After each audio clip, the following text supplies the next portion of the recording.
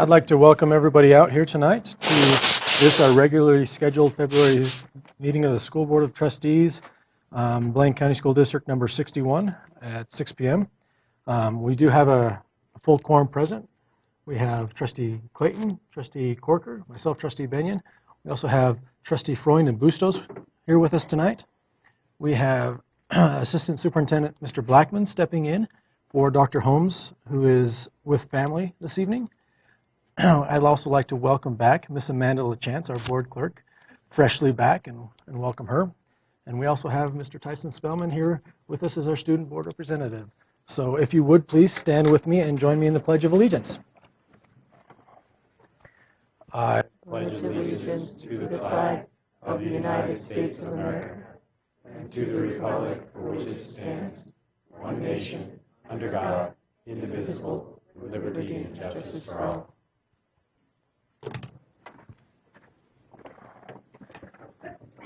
And just as a reminder, we do have Miss Gloria Geraldo Hurst in the back for those who would like some Spanish interpretation. Y para los que lo necesitan, tenemos a Gloria Geraldo Hurst aquí para interpretar para nosotros. Por favor, ves a ella, está por la parte de detrás del cuarto. Okay.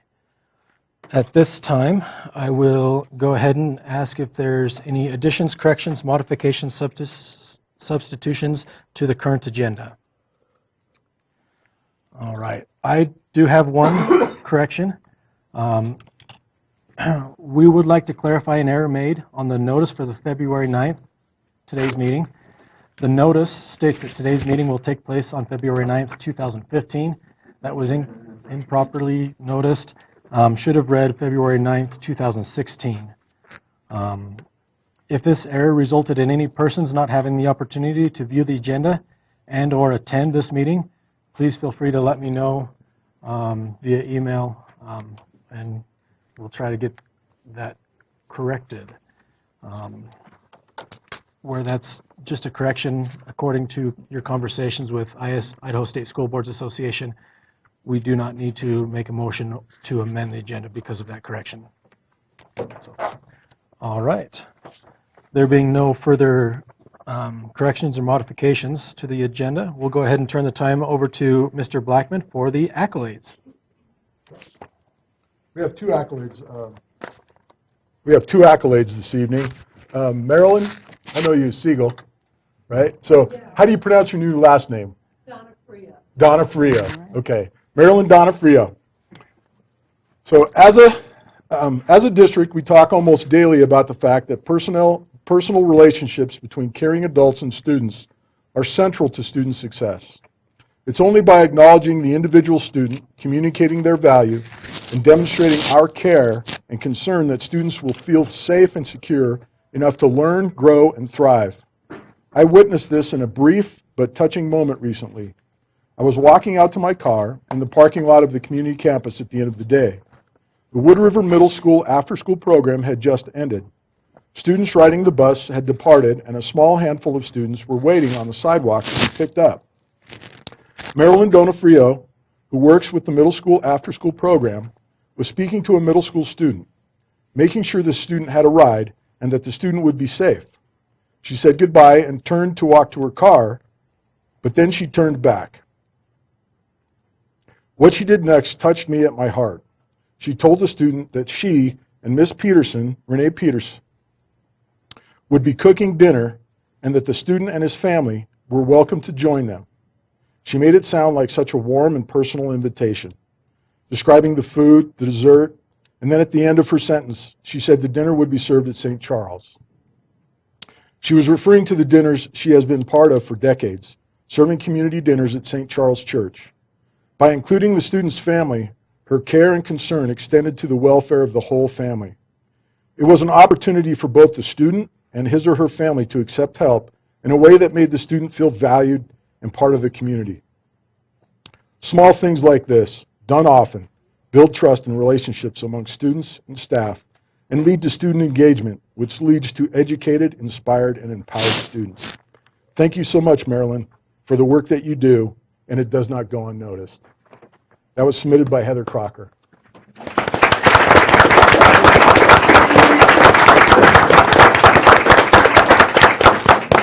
Do you have anything you'd like to say?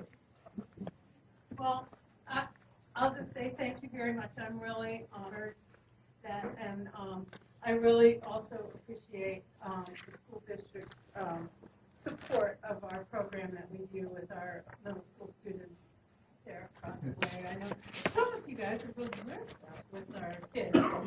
They, it's really a great opportunity for us to build relationships, and I like to think that it helps these guys just move forward in a more comfortable way. So I really appreciate the support that our program gets. Thank you. I really appreciate it. Thanks, Marilyn. The next accolade is for Greg Aberbach, the Haley Fire Department Chief. Greg couldn't be here this evening. He had another commitment. Dear Blaine County School District Board of Trustees, this letter is to nominate Greg Aberbach, Haley Fire Chief, for a board accolade. Chief Aberbach is an incredible partner to the Blaine County School District, using his time, talent, and resources to support the students of our district. Chief Aberbach started the Do the Right Thing program in Blaine County. This program recognizes students that distinguish themselves by their positive behavior. Chief Aberbach not only started the program, but continues to give it his full support, giving of his time to recognize students, as well as recruiting other community partners to recognize students as well. Chief Aberbach has also supported the Blaine County School District Safety and Security Team with his incredible wealth of knowledge in preparedness and management of crisis situations. His wise counsel to this team has greatly aided us in the establishment of district and building emergency operation procedures, or EOP plans, incident response training for all staff members, and district drills to ensure staff are ready to respond when called to do so. In addition, Chief Aberbach has worked with the Haley Fire Department to help us engage and inspire students. He and his team help educate and inspire our children through Fire Prevention Week, training for 7th grade students at Wood River Middle School during J-term, mentoring through personal projects with our high school students, and starting a Fire Explorer program where high school students learn the responsibilities and skills of firefighters. Chief Aberbach represents the finest our community has to offer, and we are thankful to have him as a partner in educating and ensuring the safety of our students. Sincerely, Gwen Carroll Holmes, Heather Crocker, Rex Squires, and myself.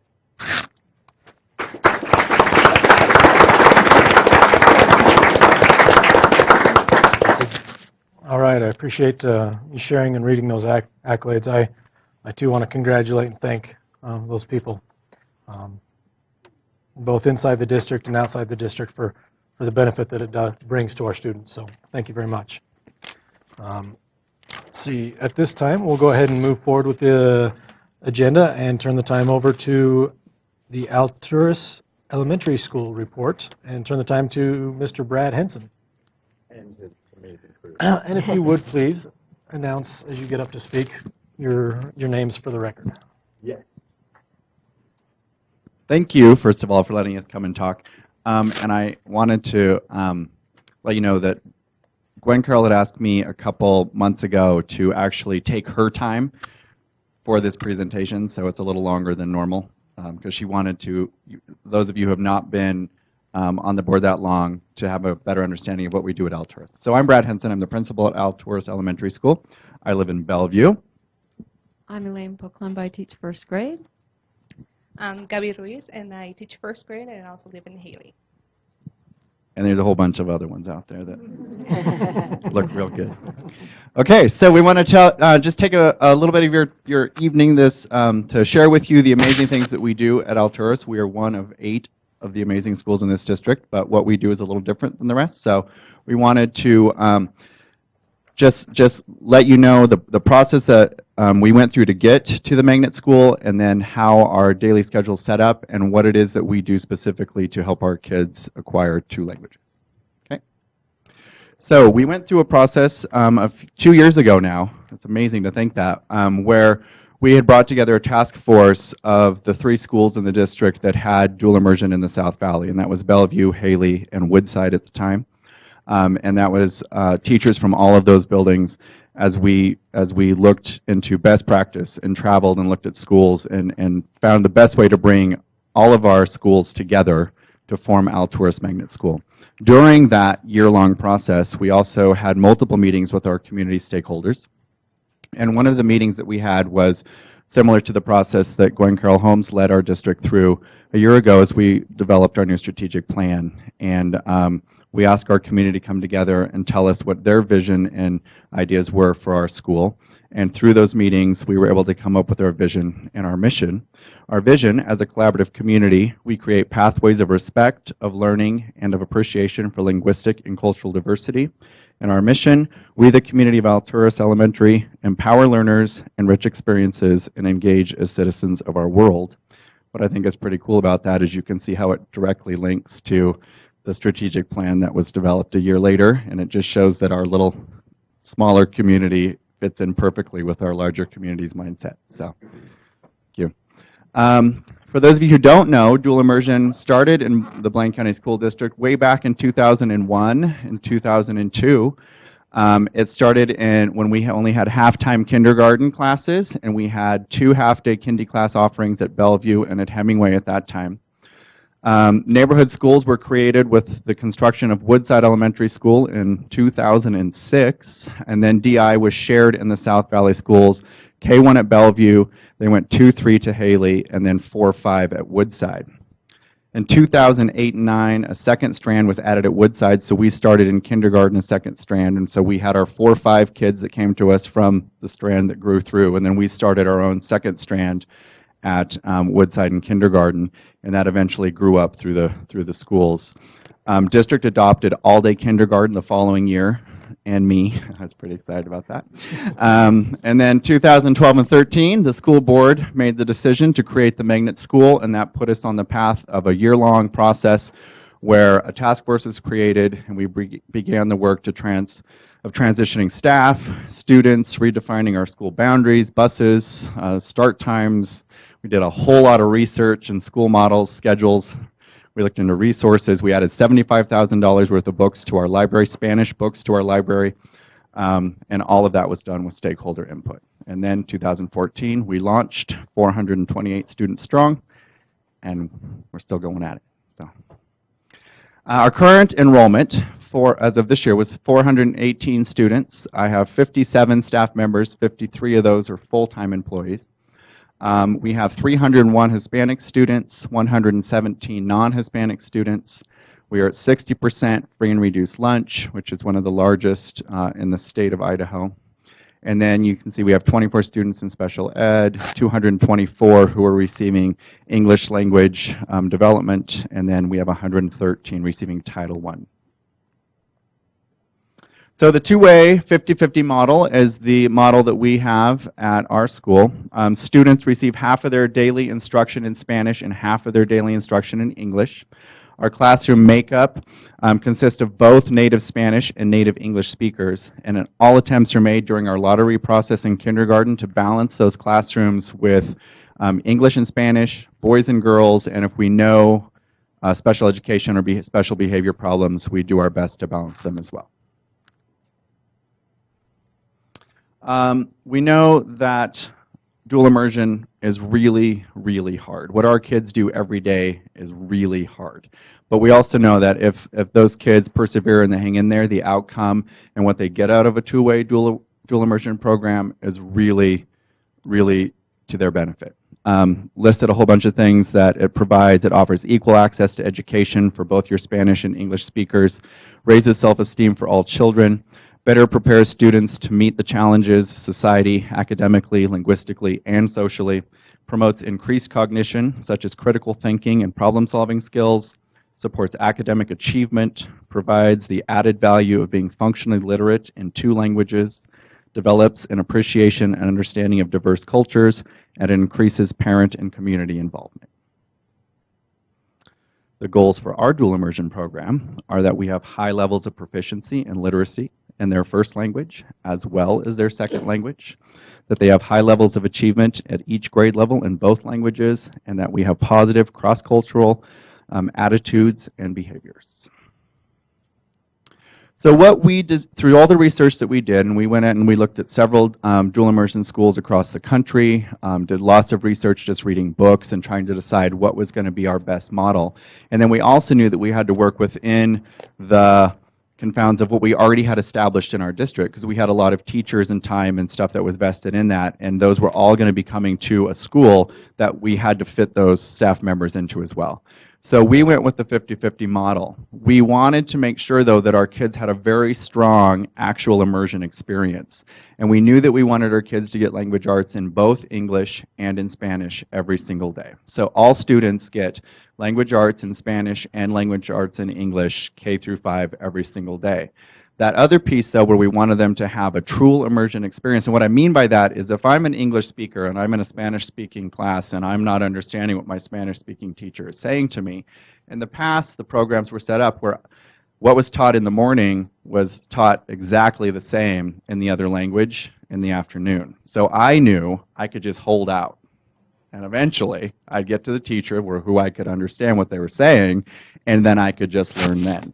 And what we saw is by the time they were getting into the upper grades, 4th and 5th grade, they didn't have that linguistic strength that we really wanted them to have. So we decided that we wanted to have a true immersion experience. And so what you see up here is in kindergarten, they have science, social studies, health in English all year long, and they get math and Spanish all year long.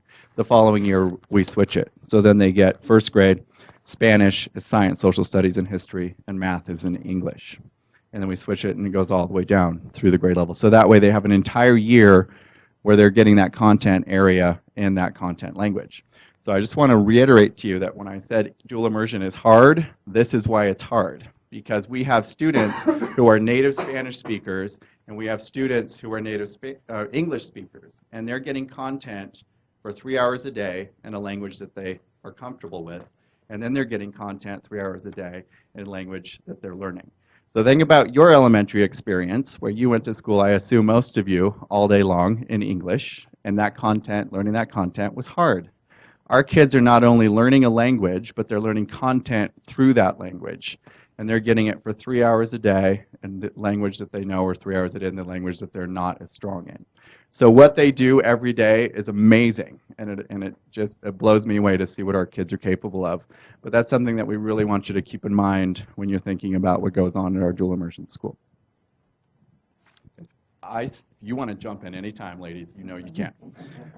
Okay, so what we're going to do now is Miss Gabby's going to talk to you a little bit about the importance of language separation. So when I'm talking about what we ask our kids to do is really hard, but we also know why we ask them to do that is really important. So she's going to talk to you a little bit about what the importance of language separation is. Hi, so I'm Maestra Gaby. I teach 1st grade on the Spanish side.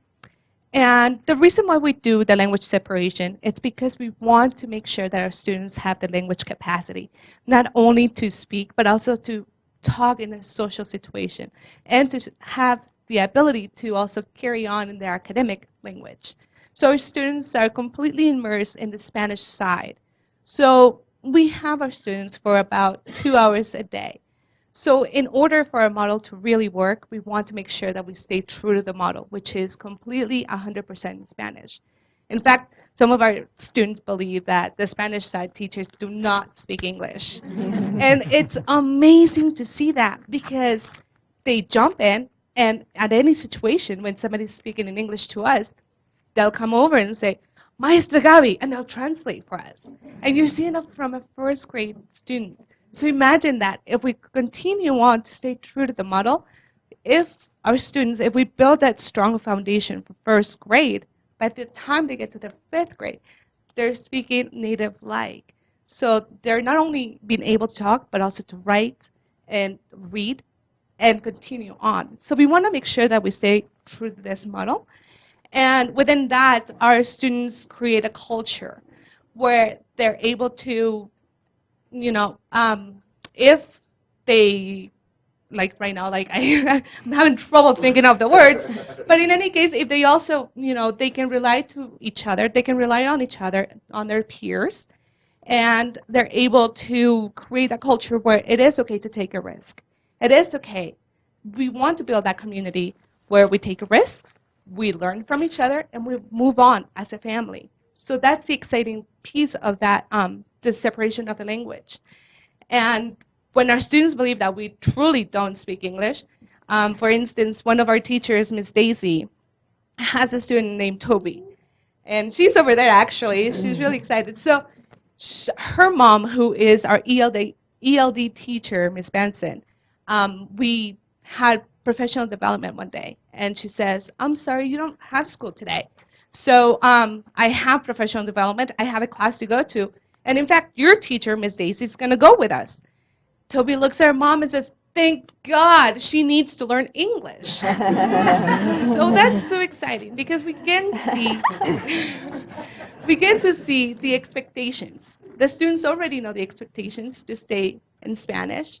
They know the expectations from us to stay in Spanish. And so together we build that bond.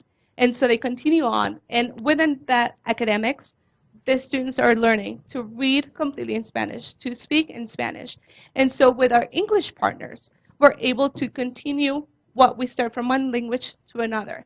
And my colleague, Ms. Paclima, will talk a little bit more about that bridging piece, that it's so important so that the student, as Mr. Henson said, the student will not wait for that translation, but rather continue on.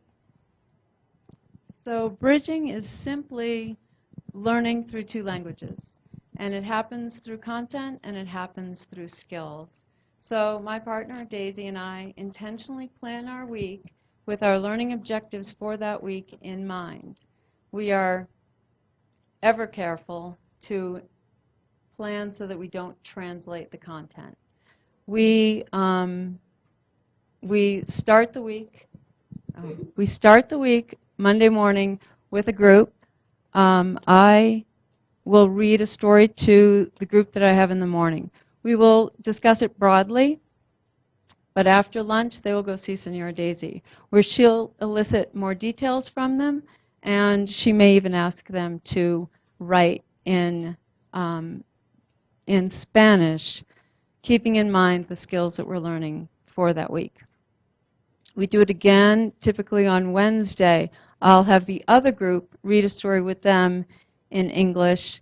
We'll look at it a little more deeply. The students will, they'll buddy read the story, and then they will go in the afternoon and write about that with Senora Daisy. So we're getting both groups targeting the skills that are necessary for them. We teach all students in both languages. We want them to know that learning is not isolated. They're learning in both languages, across languages, all day, every day. And so I brought a piece to share. So this is, right now we're working on an animal unit. And the first piece we wanted to do was have the kids think about the characteristics of animals, and then they got to invent their animal. So they painted a picture with Senora Daisy. I think you could hold that. And they learned about characteristics from Senora Daisy, and I was doing the same thing with my students on the English side. And then they got to paint their picture, keeping in mind, discussing all those characteristics that they had just learned about. And then in the afternoon, they came to see me, and they had to write about it. This student wrote a phenomenal amount for a first grader, and she knew very little English coming into first grade. And so this was done just last week. So they're excited to learn, they know they can learn, but they don't realize they're doing it in two languages. So, and I am very grateful that I get to work at El Source Elementary, so thank you. I said that the students work really hard. Our teachers work extraordinarily hard too. They team together as a dual immersion team. They team together so that's one day a week. They team together another day a week as a content team, and then they team together as the four teacher grade level team a third day. So they spend 3 days a week minimum teaming and talking about what's going on in those classes in the content area so that they can bridge the content, and so that students are getting that metalinguistic, even though they don't know it, that deeper metalinguistic understanding of the two languages. And when you look at like the work that they do, you'll see a lot of the times the Spanish kids or the English kids will have English words mixed in with Spanish words, and that's just part of that learning process. But it's really cool and fascinating to see. So when the stars align, and collaboration and bridging with teachers working together to help students make those metalinguistic connections, We've created a culture of risk, and students are really comfortable talking in a language that is not one that they're comfortable in, but really putting themselves out there to do their best to attempt to answer problems or engage in dialogue. When we have equalizing language opportunity throughout our school, and then we have the systems that allow us to explore and understand the process of becoming biliterate, and we have our stakeholder buy-in, some good things can happen. Good things do happen. I want to share with you a little bit of data now.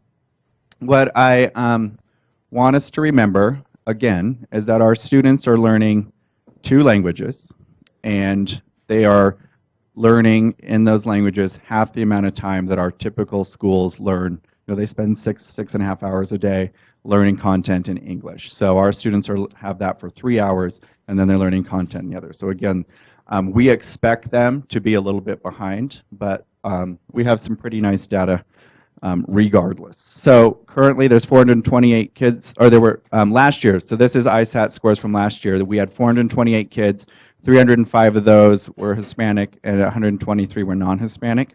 We tested 202 of them.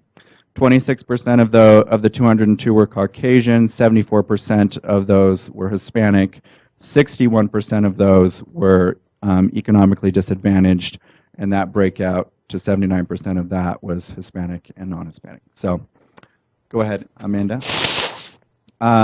So this was our ELA scores for the students. Idaho here, Blaine County, and then Alturas.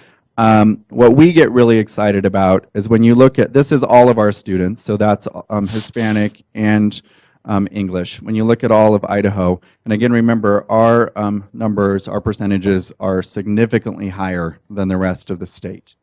So Idaho has 48. Blaine County, of course, is doing much better at 50, but we're at 43 in 3rd grade.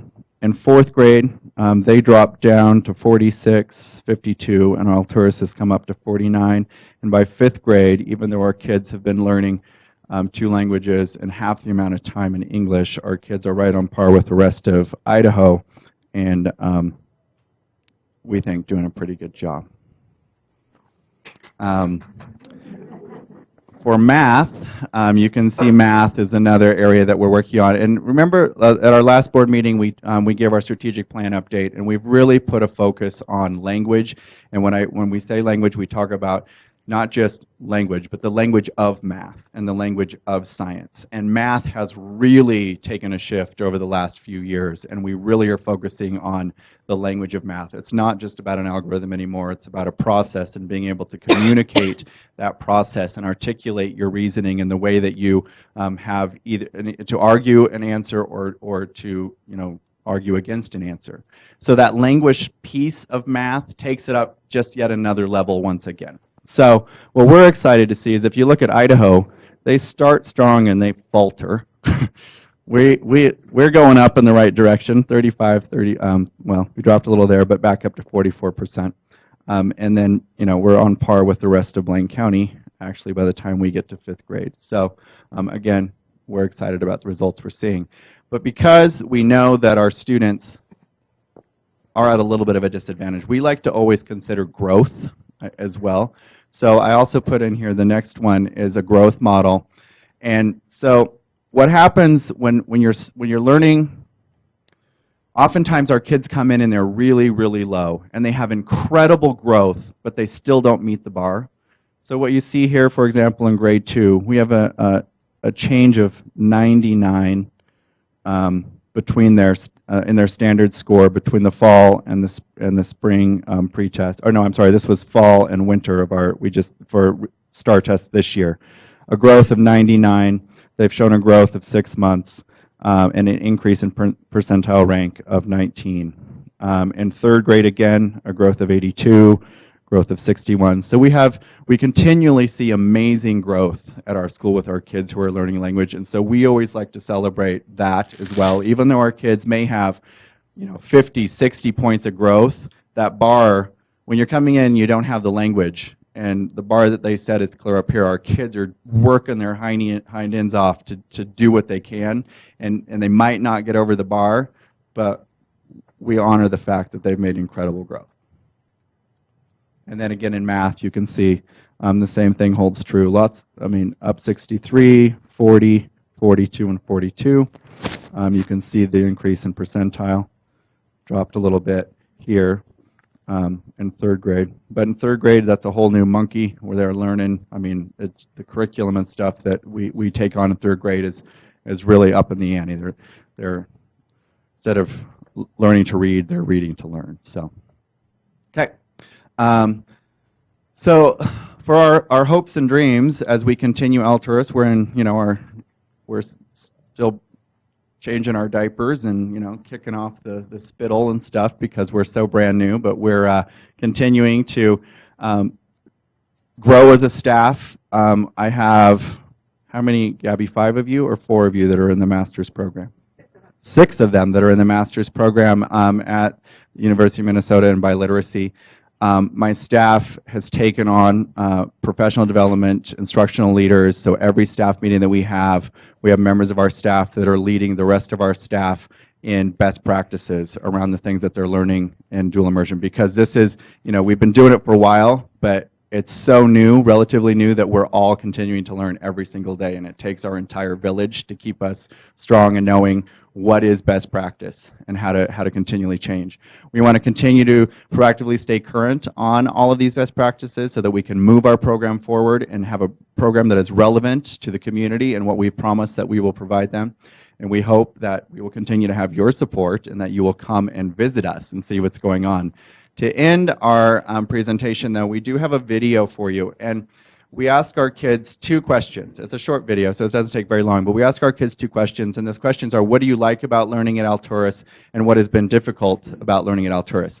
I'm not concerned about the answers they give, but what I want you to pay attention to is it goes through from kindergarten through 5th grade. Watch how the kids' language changes, how those kids go from what they're able to answer in the language. You'll see it from single words, grow to a couple words, to sentences, and then by the time they're in 5th grade, they're able to have full-on dialogue, communicating and feeding off of each other. And that's what we want you to look at in this video, not to be concerned about if they're saying they like this or don't like that, but just looking at the language, okay? And then when we're done, if you have questions, I have an enormous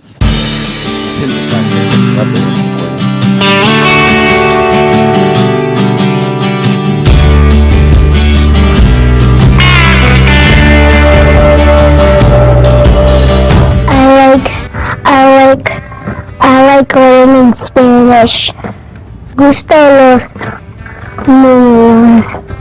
Me gusta las matemáticas. Counting to 100 in Spanish.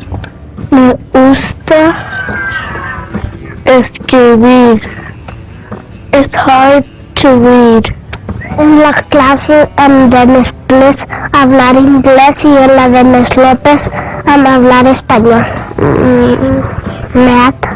A mí me gusta leer en español. Reading. A leer libros y hacer matemáticas. The most thing is hard for me is reading in Spanish. Haciendo las como yo no sé qué dice en español, pero es como las matemáticas. Sí, ese. I think reading in English. A mí me gusta aprender en la escuela ser cursivo, matemática, leer. The hardest thing about it is it's like a little bit of cursive, writing in English, and a little bit reading. Lo que a mí me gusta de la escuela es aprender matemáticas y escribiendo y leyendo. The hardest things of learning in Alturas is cursive and reading. That's the hardest things. Mi cosa favorita es aprendiendo español. I think math is the hardest subject to learn. Yo le gusta aprender matemáticas. I think the hardest part about school is reading in Spanish. El más que voy a aprender en esta escuela es español y música. The hardest part about learning in Spanish was to understand the teachers, and when they're reading a book, it's hard for me to catch along what they're saying. A mí lo que me gusta aprender aquí en Honduras es que puedo aprenderme nuevas palabras que nunca he aprendido en mi vida. ¿En español o en inglés? En español y en inglés. A mí me gusta aprender las matemáticas porque a mí me interesan las matemáticas. The thing that was hard for me trying to learn into languages is that you have to keep track of the words, and that's what makes it more hard to keep track of both languages and words in both languages. For me, it's hard to keep track on how the words are spelled. Like, sometimes they're the same words, but I get confused and write them in English or in Spanish. Bueno, pues a mí se me dificulta la matemática en inglés porque yo no entiendo muy bien, sí lo hablo pero no tan bien como otras personas, y a veces cuando no le entiendo a la matemática o la lectura, le digo a Miss Crow, que es mi maestra favorita de inglés, y me ayuda en todo y es muy buena conmigo. ¿Cuál es tu maestra favorita? A mí me gustan todas las maestras y maestros porque todos son muy, ¿qué es la palabra? Friendly. Amigable. Sí, amigable, y todos ayudan a mí y otra vez, y siempre ayudan a mí cuando necesita ayuda y no son malos o evil. I don't know. Pues a mí todo el tiempo me han gustado todas las maestras, pero mis dos favoritas maestras son el señor Salamanca y Miss Crow, porque siempre nos dejan jugar y así aprender y nos enseñan muchas cosas. Learning Spanish was the hardest part about it for sure, and transitioning, because when you learn Spanish and you come from an English household, or my dad kind of speaks French, but when you come from an English household and having no one to help you on your homework, it's really hard. And never hearing the language before. I mean, now I can speak kind of fluently in it, which is really nice. And it's a lot easier, but when I first started out, I could say hola, and that was about it. Well, when I started in kindergarten, when I the first day of school, I was really nervous because I didn't know any language, and I had to ask every single kid, like, what word it meant, like, when I barely know how to say thank you, hi, and it was really difficult, but I loved learning English. También me he divertido en las clases de matemáticas, y porque yo entiendo más, pero a veces me confundo, pero todavía aprendo porque las maestras me ayudan con los problemas que no entiendo, y son muy amables, te ayudan mucho, y me han enseñado mucho estos 6 años que he estado en Honduras Elementary y hasta Woodside. Entonces eso fue muy asombroso, pero es muy triste también que ya nos vamos a ir a middle school. Sí, especialmente en la clase de español, cuando yo no sabo una palabra o que dice un sobaco o algo así, él siempre me ayuda y me dice que está diciendo y como dices, los maestros están muy amables y te ayudan cuando confundes. Well, when I first came, I didn't know any Spanish, and now I can speak fluently, well, almost. And I can do well in my classes, and so it's amazing how much we can learn. For a small little brain, I didn't know any of English when I first came, and I was really confused because I'd never went to preschool, so I didn't know the names of the colors in English, and I was really confused. But somehow I got through it, and by the help of the teachers and everyone in this whole school.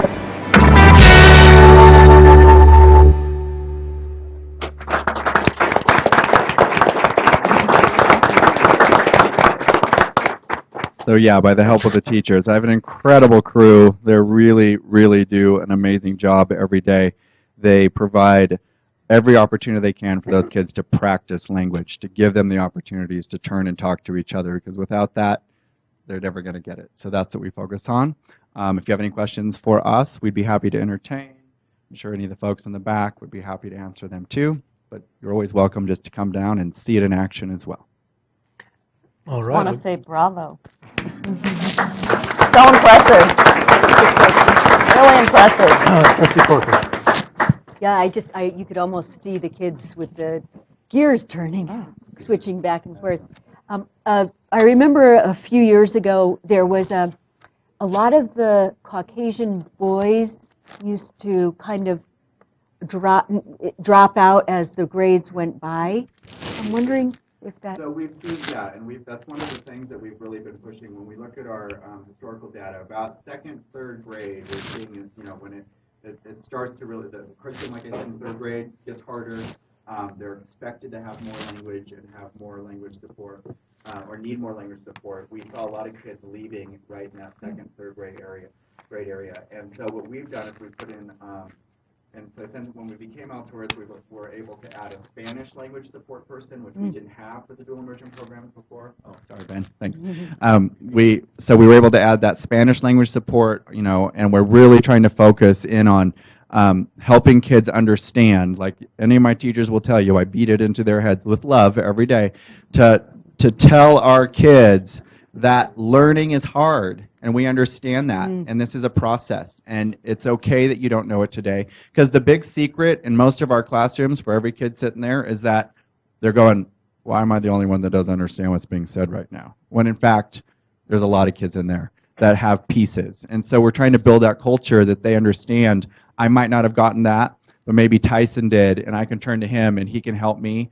Or maybe Elaine did, and I can turn to her, Miss Gabby, and she can help me. So really helping them understand that we're a community that learns together.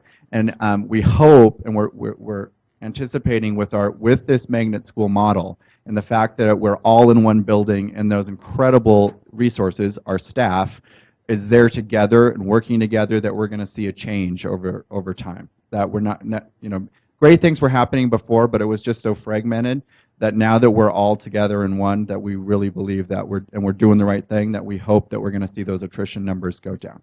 Great. Thank you. Is this still a lottery system? Is that how it works? And if so, how many more students apply that don't get in? Or is it well, demand? So we do a lottery every spring, and it's coming up. We have been able to always put every kid in. Remember, we do have the satellite program up at Hemingway too. They have their program, which is also awesome, a little different than ours, but a great program. Last year we did have a lottery. We did not have to turn any kids away. Kindergarten across the district numbers were down. I'm sure you guys remember that down. But we did have the largest number of kids sign up for our school, which we're very excited about. In the past, what we've done is we've kept a waiting list, and as kids either leave the program, we're able to move them in. when we established a magnet school, we decided that we would allow kids to enter in kindergarten and through first grade. But after that, because of the academic demands that they already need, should have, we don't let them into Alturas after second grade unless they're a newcomer. They come to us from Peru or Ecuador or someplace like that. Then we would assume that our school would be the best placement for them. And I just want to say that That's a good mom right there. I just want to say that it's been a great program for my own kids. I have a first grader who loves reading in Spanish with Senora Gavi. So I have to just put in my testimonial, but it's been a wonderful school. And my oldest actually has been with Principal Brad. So he just moved into the middle school, but he was with Principal Brad since Principal Brad took over. So That's great. yeah. Good job. Thank you. I have to congratulate you. I can definitely respect the kids as they are struggling, switching their brain, speaking English and Spanish. Having been there, it's impressive what you're being able to do. So thank you very much. I appreciate all the hard work and effort. You're doing amazing things. Thank you. Thank you. So with that, we'll go ahead and move into the first section of the public comment. And the only one we have received as of yet is Mr. Andy Parnes.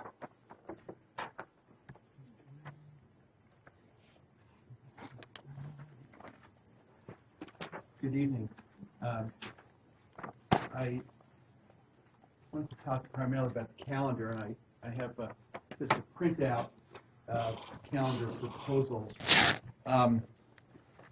I was interested in the calendar primarily because of the start date change. The responses from the survey that was sent out in the fall was primarily 2-to-1 to start after Labor Day. And traditionally, the district has started after Labor Day. There was a period of time, 2 years or so, where the start was before Labor Day, and it was switched back because the community and the stakeholders didn't like starting before Labor Day. And that vote was reflected in the survey in November. In 2012, there was a discussion of whether to go back to before Labor Day, and the board was given 106 comments, 104 of which preferred to stay after Labor Day. So I would ask, and I just drafted up some dates. They may not be entirely accurate, Google Calendar and all that, but basically I just did proposal number 1 starting as proposed and just ran it for the Monday before Labor Day for the next 6 years. And then proposal number 2, which are the proposals that the calendar committee have presented. And then I did those proposals without looking at what would happen within the year, because those things really can be moved around one way or the other. And then basically looked at presented 2 other proposals which would start after Labor Day. And as you can see, the dates change, but they go into the second week in June. But I think that the stakeholders and the community that we live in really want to see that school to start after Labor Day. And I wish that the calendar committee had at least put forward to you alternatives so that you could look at them, because the only 2 alternatives start before Labor Day, and I really think that's been rejected by the community for a number of reasons. Everybody has their own reasons regarding that, but I think it's important that you, at least when you're considering this, look at the start and end dates, because what happens in the middle really can be moved around. And so I didn't change that. I didn't look at that to change that very much. But the vast majority of people in the school system are not affected by the items that the calendar committee looked at. Mostly focused on advanced placement and some athletic things and things that deal primarily with the high school and not all the other schools. So I would just ask that when you consider the proposals, you look at a post-Labor Day start. The other thing is that in the proposals, in the calendar committee, there's now proposals to reduce the time off for professional development in early October. And I think that when you look at, my time's up, but let me just finish my one little sentence. When you look at things in the calendar, there are unintended consequences, and you have to look not just at the dates, but also the fact of, do you want to cut back professional development, which again, I think the people in the community do not want. Thank you for that. Thank you for your time. All right. And seeing like there's no other public comment at this time, we'll go ahead and move forward with the superintendent report. And as I mentioned prior, Dr. Holmes is... Oh, you're right. Sorry about that. I appreciate you keeping me on track. I skipped one. Turn the time over to the guest presentation, the Wood River High School PTSA, and turn the time over to Sue Galgano.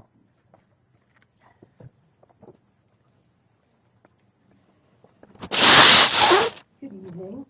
How are you guys? I'm Sue Galgano, one of the board members of the PTSA, and Penny Thayer, another board member. And we were basically asked back in the fall by the board, and actually by Trustee Corker, to get a feel from the high school about if they had any issues or concerns about policy. And Penny just handed you our little survey that we handed out. So we, at school, our conferences, we walked around and we surveyed parents, teachers, some students. It wasn't a huge group, but we had 26 surveys, and we had, we listed, as you can see, class size, behavior and discipline, homework, and these are policies that were, that are in the school district, and we asked people to just prioritize. And our number one result was there's most concerned about class size. Number two was the behavior and discipline policy, and number three was pupil progress.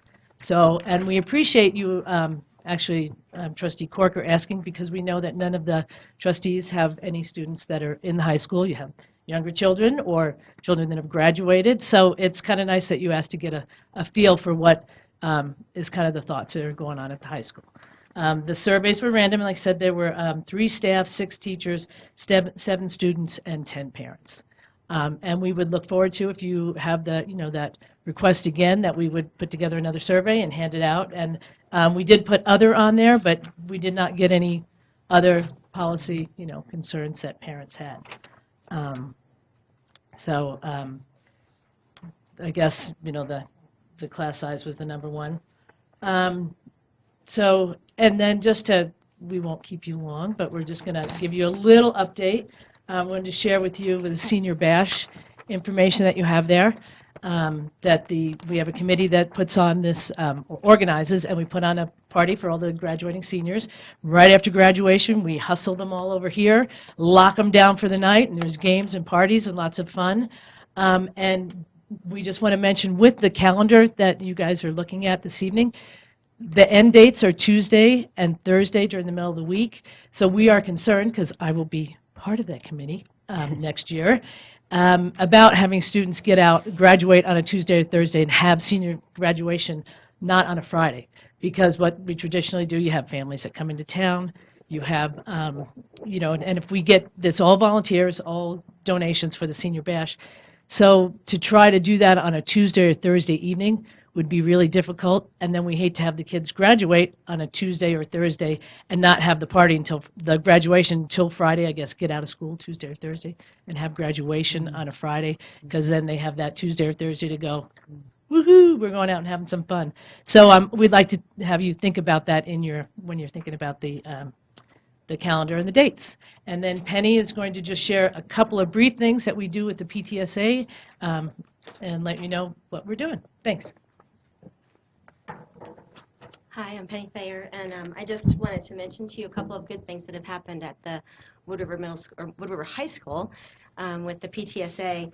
With this year, we've been able to meet. We've been invited by the principal and the vice principals to meet with them.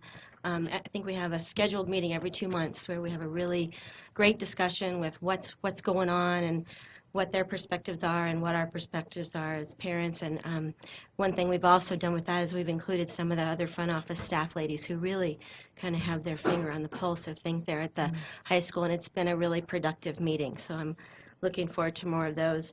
The other thing that we recently had the opportunity to do, Lori Bridgman, who I don't know if I know her real title.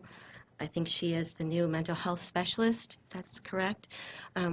We, the PTSA, had the opportunity to meet with her, and that was another productive discussion, just to kind of have an open forum and talk about issues that we, as parents of high schoolers, are facing. So yeah, I mean, and some of the things we do with PTSA is we do anything that supports student activities. So we've been able to sponsor kids to get into district soccer games, and we're hoping to do that next week for some district basketball games I think they're headed towards, and paid for some kids to get into winter formal, things like that. So anything that's student-focused is what we're about. And we really appreciate the opportunity to talk to you guys, and would welcome any other, anytime you guys have questions, give us a call or shoot us an email. We're just doing our thing. Okay? Thank you. Thank you. I appreciate that. Is that a Go ahead. presentation or- Yeah, feel free to ask questions. I'm just a little bit unclear on the pupil progress grading and reporting. What are people looking for there? Do you know? Or do you have an idea? Look at the hot seat, so to speak. I think there was concern with the new grading system, with the new 1 through 7 type of thing, and people had concerns about like how did that translate, how does that actually work. And we actually did have a meeting with Julia Graff, Mr. Pierce, and Mr. Nelson, and we had discussions, brought some parents in that had some concerns, and it was really good on both sides, because they were like, yeah, we're still working on this, we have concerns there. So I think that was what they had some issues with. So Thank you. you're welcome. Yeah, I didn't And understand. I'm just going to add, did you have a question? I just have a question about the senior bash and graduation. Mhm. So is graduation on a Friday then this year? Yes. And so, because I know when my kids graduated a few years ago, it was a Wednesday, which was frustrating, doing the senior bash. Right. So now it's a Friday, and then it's going back to a Wednesday with the new calendar? Well, Is the that- one calendar ends, the year Oh, ends on right. Tuesday, and the other one, that full week off for Thanksgiving, it ends on a Thursday. Right. So But that neither one was, is a Friday. and I did mention that to the high school administration, to Keith Nelson, and he said maybe we could work something out. I would love to start after Labor Day myself, but just to be able to have those kids, I think a Friday graduation, you finish school, you go to graduation, and we herd them in here, because that is a really dangerous night in their, young lives.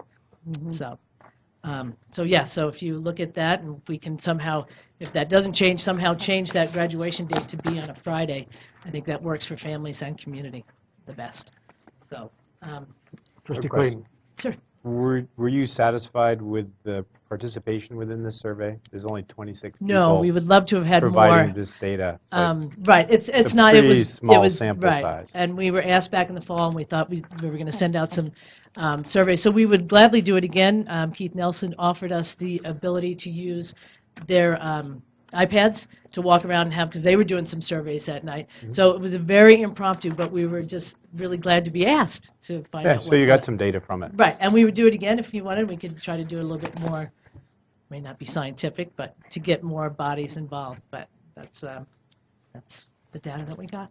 Well, Thank you. We appreciate the information, and I think I can speak for the board in saying thank you for your service and for the help that you give our students and staff. So thank you very much. We We appreciate you. appreciate it. It's for the kids and the staff, so thank you again. All right, now, let me double check. We'll go ahead and turn the time over to Mr. Blackman. As I mentioned before, Dr. Holmes is out with some family issues at this present time, so we'll turn the time over to Mr. Blackman. So actually, I don't have a whole lot, like Principal Henson said, when Carol wanted to set that time aside for their presentation. You do have the graduation report in front of you with those numbers. You can see an increase, with the exception of Silver Creek, but those are small numbers. One thing I would like to point out, in the total numbers of those students, 8 of those students, which is 32% of the total for Blaine County School District, not graduating. 8 of those students are currently enrolled in their 5th year and will graduate, but the state does not recognize them as graduating seniors. So it's sad to say, but 30% of those kids are doing the 5th year, going to complete their diploma, receive a graduation, but the state doesn't recognize them. So that's 30% of that 25. Okay, I appreciate that information. And I asked a clarifying question too. At times, we as board members get alternate paths to graduation. I think we have a couple on the consent agenda tonight. And those alternate paths, to my knowledge, do not count against the graduation rate. So they still classify as graduating as per the state with the alternative path to graduation. Is there any further questions about the graduation report? Yeah, what is unknown? Do these people just disappear? How do they become an unknown as far as their status?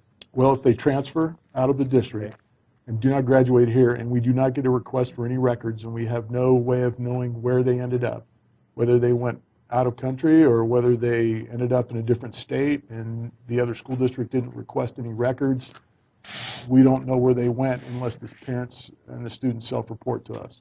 So we carry them regardless, We even do. though, irrespective of their location. Yep.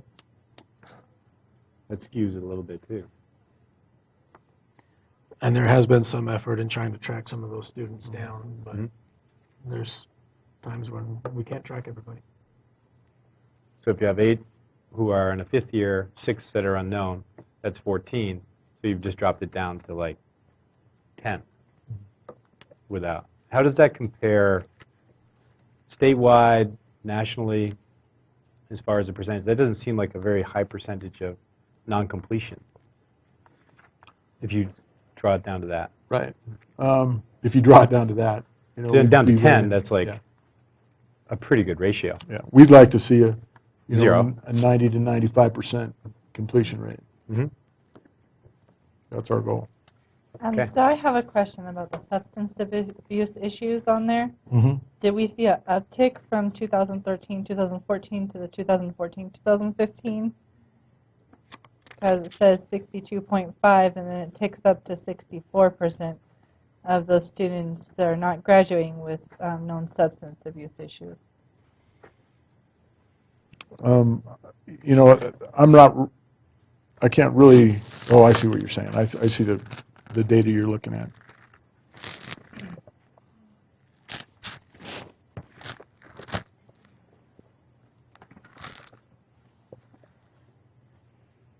So what they're saying is that in 2013-14, it was 20 of 32.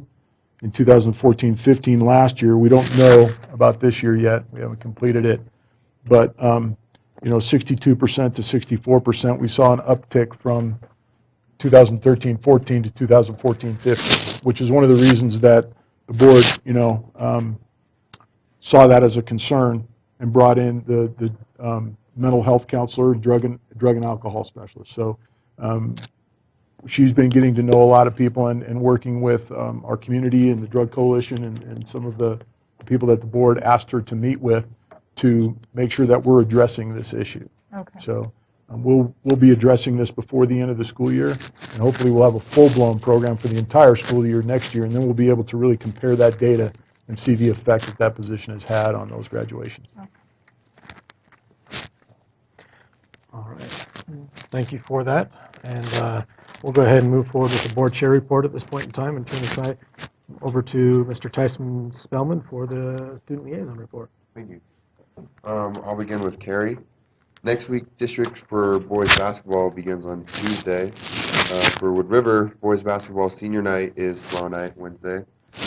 Boys basketball districts also begin next week on Tuesday. And for Silver Creek, there's nothing new to report. But for both Cary and Wood River, spring sports start up at the end of this month, which is pretty exciting. Awesome. That's the end of my report. Thank you. All right. Appreciate that very much. As far as announcements, we have Monday, February 15th as President's Day, and there's no school. Tuesday, February 16th is the Wellness Committee, 3:15 p.m. at the District Office Boardroom. Wednesday, February 17th is the Policy Committee, 4 p.m. here in the mini Moore Room at the community campus. Tuesday, March 8th, we have the regular March board meeting, and that's 2016, at 6 p.m. here at the community campus mini Moore Room. So, and then As far as public comment changes, it's something that went through at the board meeting. Was presented 2 months ago. Last month, the board discussed and voted on it. You know, we as a district would not be who we are if we didn't have the involvement from the community. As trustees, I think I can once again speak for the rest of the board that we value your input. We value your comments and are appreciative of those. There are many ways that we have sought public input in the past via the strategic planning process which we undertook this year with our financial plan listening tour, listening to staff, students, and parents, the surveys. These are a few of the ways that we've continued to seek comment and feedback. But we also enjoy participation here in the meetings. And I think it's been a very wise decision for us as a board to move our board meetings from the district office building to the mini more room. We've had recently a lot more community participation, and we're grateful for that. So a little background on the policy that was revised. These policy recommendations came to us via Eberhart and Mackey. They do our policy updates, and they they routinely go over Idaho code and make recommendations to school boards such as ourselves on both new and revised policies that do meet the Idaho code. While several things remain the same on the policy that we used to have, there have been a few changes to the new policy. We've added the addition of a formal presentation, and with the request to appear before the board for that formal presentation to be submitted a week prior to the start of a week before the meeting, and that's submitted to the clerk of the board. That's so public members, groups can give a formal presentation such as the Wood River High School PTSA did tonight. For the regular public comment sections in our board agenda, those will remain the same, and we will have forms to fill out here at the board meetings, and you can fill out one of those requests to appear before the board at that meeting, and we'll continue to have those public comment opportunities at the meeting. Ms. LaChance will run the timer for us. For individuals, that remains at 3 minutes, and for groups, it's up to 10 minutes. One of the slight changes with the groups is that when you are representing a group, we classify a group as 10 members. And so we request that you provide the names of at least those 10 members that you represent for verification of group status so you can get those 10 minutes.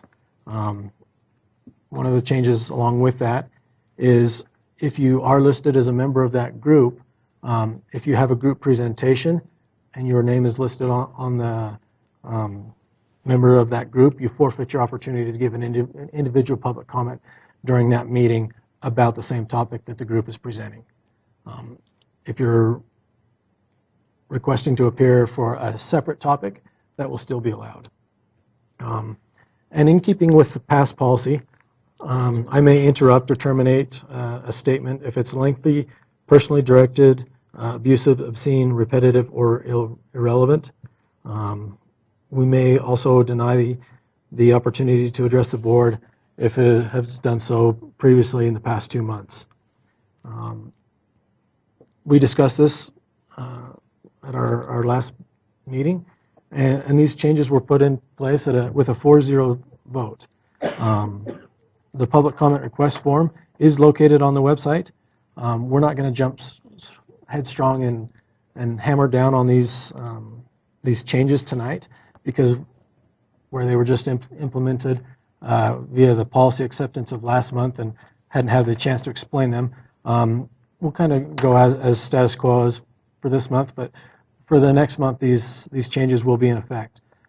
We just want to try and make it as fair to everyone and allow the board to be able to engage the public, listen to the public, and have the opportunity for public members to express their opinions and their points of views. And like I say, I think I can speak for the board in saying that we do appreciate and we do hear and listen to the comments, and and read the emails that we do receive. So thank you for those. With that, that kind of concludes the board chair report, and we'll go ahead and move on with the business section of the agenda and move on to the financial policy on generating or general operating fund reserves. And I assume I'm turning that over to you, Mr. Blackman, in lieu of Dr. Holmes. And I'm going to turn that back over to Mr. Chatterton. You do have the unassigned fund balance draft in front of you. Okay, since we had our meeting with Zions Bank, they came and did the presentation on the financial aspects of how bond companies come into school districts and rate our different debt instruments that we have as a school district. You can see on the recommendations here that in order to get a AAA rating, they're recommending that you have at least a 25% fund balance. Now, fund balances are classified in many, many different ways. For example, the policy that we've drafted here lists 5 different ways fund balances can be identified, and that's according to the Governmental Accounting Standards Board. All governmental agencies have to list their unappropriated fund balances in one of these categories or several of these categories. Like one of the fund balance would be non-spendable, which is the amounts that are in a non-spendable form. It could be land, it could be certificates of deposit, it could be bonds or something that have a maturity date set out into the future that you're not going to anticipate spending. They have restricted fund balances. A restricted fund balance would be a balance that is imposed by a grantor, a creditor, or a contributor. General funds typically do not have those types of fund balances. Every once in a while, we will receive a grant from the state of Idaho that will carry over from one fiscal year to the next fiscal year. That would be that we still have some residual amount of money left in the grant that we need to spend. That would be a instance where we would have a restricted fund balance, that it was only could be used for that specific purpose. A committed fund balance would be a fund balance that's set aside for a specific purpose. That would be a formal action by the Board of Trustees. So, for example, if you guys imposed a fund balance of 20%, we need to maintain 20% fund balance in the general fund. That would be considered a committed fund balance by board action. Assigned fund balance would be a balance that is intended for a specific purpose that doesn't fit the criteria of restricted or committed. And unassigned are balances that are maintained for unforeseen circumstances. So for example, if you had a policy that said that you were going to have a 20% fund balance and we ended up with a 25% fund balance, that extra 5% would be unassigned fund balance that you could appropriate any way you wanted to. What we've done is Dr. Holmes went through and started this policy based on what different policies that we reviewed from other school districts throughout the country and throughout the state of Idaho. And she took a shot at writing the policy, and then I went through and reviewed the policy, added some things that I liked out of other districts' policies to create this draft policy that you have in front of you here. And what we're asking you to do is to fill in the blank, or to give us an idea of what fund balance you would like to see the district have in the future that we could work towards at some point in time to be able to hit that balance. For example, on page 1 of this, it's about 2/3 of the way down. It says an unassigned fund balance of between X% and Y% of the estimated revenues. The estimated revenues was a suggestion that I think it was Mr. Christensen from Zions was estimating that that's what Moody's and Standard & Poor's likes to see, because that's what they base their ratings on the bonds are, is a percentage of the actual revenues. So this is the draft policy that we've came up with. It gives you some guidelines on how we can fund these, how we can get that fund balance up to that percentage. We have 5 different areas that we could do that. And we also have areas below listing on how those fund balances could be spent in the future, in certain circumstances. I would like to just point out that within the general fund, we do have a 5% contingency built into that already. So when it talks about the 4% on number 1 under permitted uses of unassigned fund balances, it says to address projected revenue shortfall that is greater than the 5% of the general fund operating revenue, excluding transfers. That would be in addition to the 5% that we have in the contingency fund already. So that wouldn't take into effect until you actually hit 9% of the fund balance before you had the ability to make the transfer in from unassigned fund balance into general operating sources. All right. I'll go ahead and open it up to the board for questions or comments. Trustee Clayton. I think probably one of the considerations that has to go into this general fund balance size is what we need for operations and carryover during low cash flow periods, and be ensuring that we can ensure never having to go to the bank in order to make payroll or meet our bills and debts. So there's a certain level that needs to be at currently, and I think we're just about there right now. I think if we drop much below what our current fund balance is at, we can run into the position where we may need to be going out to the market to get funds at certain times of the year to make things happen. So that's, I think, a real baseline consideration in this conversation. I think moving it forward, we look at our bond ratings and our sustainability as an organization. I think that we have to consider, if you can pull it back to the recommendations by Moody's and that, what is it, Standard & Poor's, the other company, I'm not sure, that we look at greater than 25% is, in my opinion, probably a bit excessive for the size of the fund balance, because it gets us a great rating, but that's really a big war chest to carry through, and it will take a lot of work to get there. We currently are at 8. To get to 25 would be killing ourselves. I think we have to look at maybe the second tier down. I think 10% is too low. I think somewhere in the range of 15 to 20% is realistic, and good responsibility on our part to shoot for as a goal. And that gives us a pretty, what would that figure be, Mike? That's around? Well, we're sitting at about $7.1 million based on July 1st of 2015. That's roughly about 14% based on revenues. Okay. So if we could get it up to nearly 20, then that helps us when we go out to the market to buy bonds or whatever. So we're at 14 or 8? I thought we were at 8. We're at 14? 14% of general fund revenues. Oh. I thought we were actually lower, so that's nice to hear. Yeah. So I thought we were really getting close to the red line. That's what I thought that's what was on the handout. That's based on a year ago. That was July of last year. It will be less this year in June, at the end of this fiscal year. So as a goal, I think that's a reasonable goal. I'm just throwing numbers out there for everybody to consider, and gets us to a point where we can go to get money from the market at a very good rate. The better our rating is, the lower the fees we have to pay. There's a point of diminishing return, I think, as you go out there. The work you have to put in to get the money up to a certain level, is it worth the percent points that you're going to get when you get to that point? And I'm thinking like Tier 2 is probably a safe place to go. So I'll just throw that out there for my 2 cents on a multi-million-dollar question. Trustee Corker? I agree. I think that that's a perfect range. The only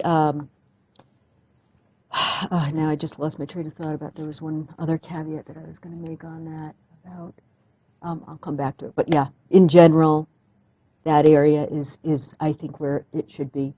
Oh, I know. The one thing that I don't want to be doing this for is the idea that we're going to be borrowing money. With the amount of revenues we have coming in, we should not be looking at that. We're not thank God, we're not in a situation of a lot of other districts around this state that have to make payroll by borrowing money. So I don't even want us to consider that that's why we're doing this. We're doing this to be responsible, not to borrow money. Yeah, and I would agree that I don't think we need to go in excess with the size of budget that we have. And I think 25% can be on that excessive side, although it has helped us weather the storm up to this point through the recession. But I think we need to be responsible with what we do have and work towards, and I would agree with that 15 to 20% range would be probably a decent range for us to work in. And then as we get closer to that 15%, then we really look at what we're doing as a district and how we are going to maintain above that level. Further thoughts, comments? No, I'm Yes, just go ahead. curious, do you have any anticipation of a figure this coming June or July, July of this year? You No, said I really haven't had a 14, chance to look at and analyze where I think the fund balance is going to be. but considerably lower than the 14? I would guess that it's going to probably be in a range of 11%. Still better than the 8. Okay, thank you. Mr. Blackman. Mike, since the economic downturn, I mean, how much of that fund balance have we been decreasing each year, percentage-wise? I think if you looked at 5 years ago, our fund balance was right up around $14 million. So at that point, that was probably closer to 35% of our revenues. So that was very high. We knew it was high. We had a spend down plan on what we were going to do. So over like the course of the last year, I think our fund balance dropped a little over $1 million. I would anticipate that's probably going to happen again this year. That fund balance would be probably somewhere around $6 million this year versus the 7.1 last year. So if we were to maintain the budget and keep it flat, you're looking at $1 million drawdown on that general fund. What would we have to, I mean, basically, in order to start saving again, what are we going to, I mean, that's going to be, if we're drawing down $1 million and we want to start putting money back in there, we're going to have to cut that $1 million plus in order to put that money back in the general fund. Is that correct? Yeah, for example, in 2014-15, we spent about $1 million more than we collected in revenues. And I would anticipate that will happen again this year. So, I mean, that's probably, so now we're probably closer to $2 million. So in order to, for example, looking into next fiscal year, we're looking at the $2 million that we're under this year plus, you know, taking care of salary schedule costs and any other costs that we increase. So, you know, in order to break even this year, we would have had to eliminate about $2 million in expenditures. What will one more question, what will the increase in the state revenues to Blaine County do to help us in that realm? Typically, we'll receive about $600,000 to $700,000 a year in additional state revenues. Is that each year? Yes. Trustee Clayton. I think probably what's priority now is to actually establish a policy and goals, because we don't have that. And I think that's a really good effort on all of our parts, first and foremost. And then once we have that established, then the strategy to meet those goals then would evolve out of that. So I think that's where we stand right now. And that part of that growth package is we have to figure out the revenue streams, the expense streams, and then as things are incurred, how do we take and mark, and probably in policy, we could even say at the introductory phase of this in policy that we have any surplus in year-end operations, that those surpluses are directly earmarked to the growth of the fund balance. I mean, that would be, to me, the logical approach to the current state of affairs. Because we can work towards that. That's something that we're in the process of doing, and I think that is legitimate on the outset of this, rather than really trying to carve out exactly how it's going to happen, but just say, you know, operational profitability, so to speak, then leads to increased fund balance. I would suggest that. Yeah, and I would agree. I think it's definitely behooves us as a board to try and get these policies in place to give us really guidance for staff on working towards the budget as we move forward, and on our long-term business planning and financial solvability. I personally would like to see the Financial Committee take a look at this and give their input on it, this draft policy, before it goes to the Policy Committee for review. As we all know, that as a board, we have a policy that new policies will go before the Policy Committee for review for recommendations prior to coming back to us for adoption as a board. So I would recommend that the Financial Committee review that policy prior to it going to the Policy Committee. I agree. I think that sounds good. Well, then, one takeaway from this then would be that we could actually make can we make a recommendation now that they insert some X's and X's and Y's and Y's and give our recommendation for that, or do we need to vote on Be that? reviewed by the financial. Yeah, let's say we Financial- recommend 18 to 20% or 17 to 20% or some, we can say that now, right? I think Yeah, I would give some agree with guidance in that regard. Give some guidance to the Finance Committee. Let me put some things into perspective of what we're looking at. This year, for example, we had a 14% fund balance last fiscal year. This fiscal year, with the way our revenue sources are coming in, with the majority of our budget coming in with property taxes, and they come in basically in two different chunks, one in January and one in June. So every year, the general fund gets in a very tight cash flow basis in December and January, waiting for that January property tax check to come in. If we were looking at this 10 years ago, every year the general fund was in the market with the tax anticipation note, borrowing funds to make payrolls in November, December, and January because fund balance was less than 10%. We were very close to that again this year.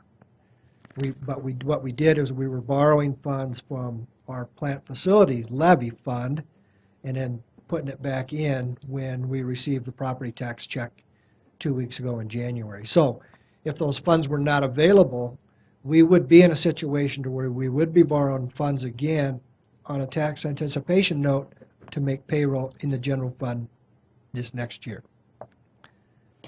And the second point I just wanted to make was you have to get to a certain point with our budget right now before we can start building our fund balance. So we got to get to the point where we're even, where we're collecting enough revenue to offset the expenditures, and then from that point forward, move forward on observing the policy to where we can start setting aside reserves into the fund balance. Yeah, and I agree. I mean, that's where the essence of this would be as goal setting, not mandating, right? Like that needs to be clear, right? Like we're not saying That we can accomplish. better have it at 18% next year. It's clock's ticking, right? I don't think that's going to work, but we need at least to have the guideline in place so that we can get to that point and set a goal. Goals are good. Trustee Corcoran. Yeah. So how much, for example, if we were to say 18%, would that alleviate that problem that you're talking about? Yeah. Yes, it would. Totally. So what would the absolute amount of 18% be, roughly? Well, our general fund revenues last year was 48 million, so 20% would be 9.6. Mm-hmm. So it'd probably be somewhere around 8.7 million. Okay, so we'd have to save an extra 2 Yes, 2.5. in 1 year. Well, you're one not year. going to make it up in 1 year. It's going to be over a course of several years. Well, that's what I was going to say, so that's how we have to structure this, and I think that that's got to be said as well, right? And I think that becomes part of a bigger question that we need to probably, as fiduciaries, understand for the district is that in commensurate with a strategic plan, there should be a long-range financial plan that takes into account all of these factors as we try to be good custodians of the health of this school district. Okay. I've heard 18 to 20%. Are there other comments, other numbers that want to be discussed by the board? It's a good goal. I think we have to definitely express that it's a goal.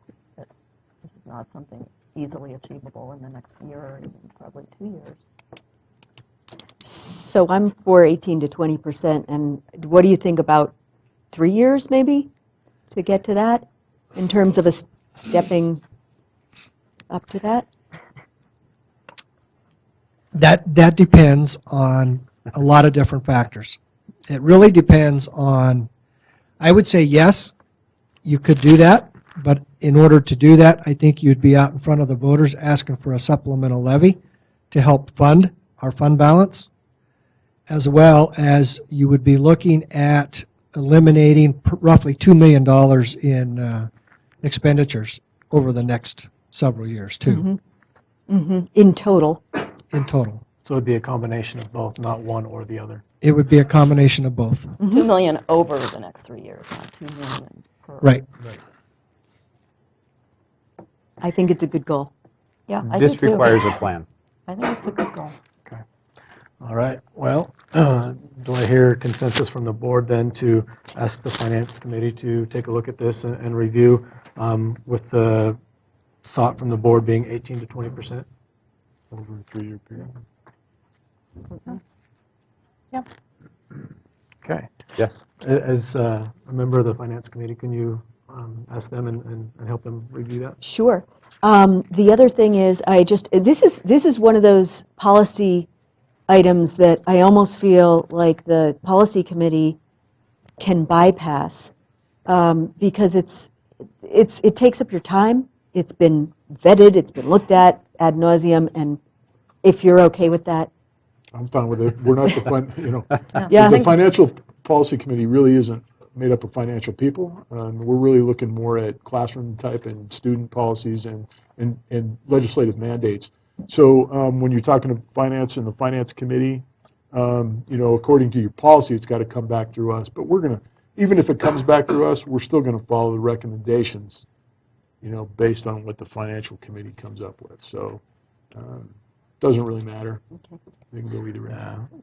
I think I'm fine with it. Yeah, just so we're following our own policy, I would rather it go just there, even if it's just looked at, reviewed, and passed on simply in that same month onto us. That way, we're dotting our i's and crossing our t's as a board, making sure we're following our own policy. So, if further comments from the board on whether it can bypass the policy committee or whether it should remain in policy committee. it doesn't really matter. To me, this is a philosophical discussion about what is, the board's purview on policy and what is the purpose of the policy committee. Yeah. I think it would behoove you to have your association put their eyes on it anyway. Yeah. I really do. Yeah, I would agree. I think that this is our job. Yeah. And if we can pick the best people to give us, no offense, John, the best people who can give us the advice on this, let's take it and use it. Okay. All right. With that, we'll go ahead and move forward with the next item on the agenda, guiding principles for the 2016-17 budget development.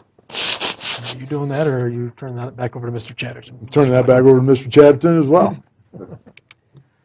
Okay, these are just some guiding principles that we put together talking about what we want to try to accomplish out of next year's budget, the 2016-17 budget.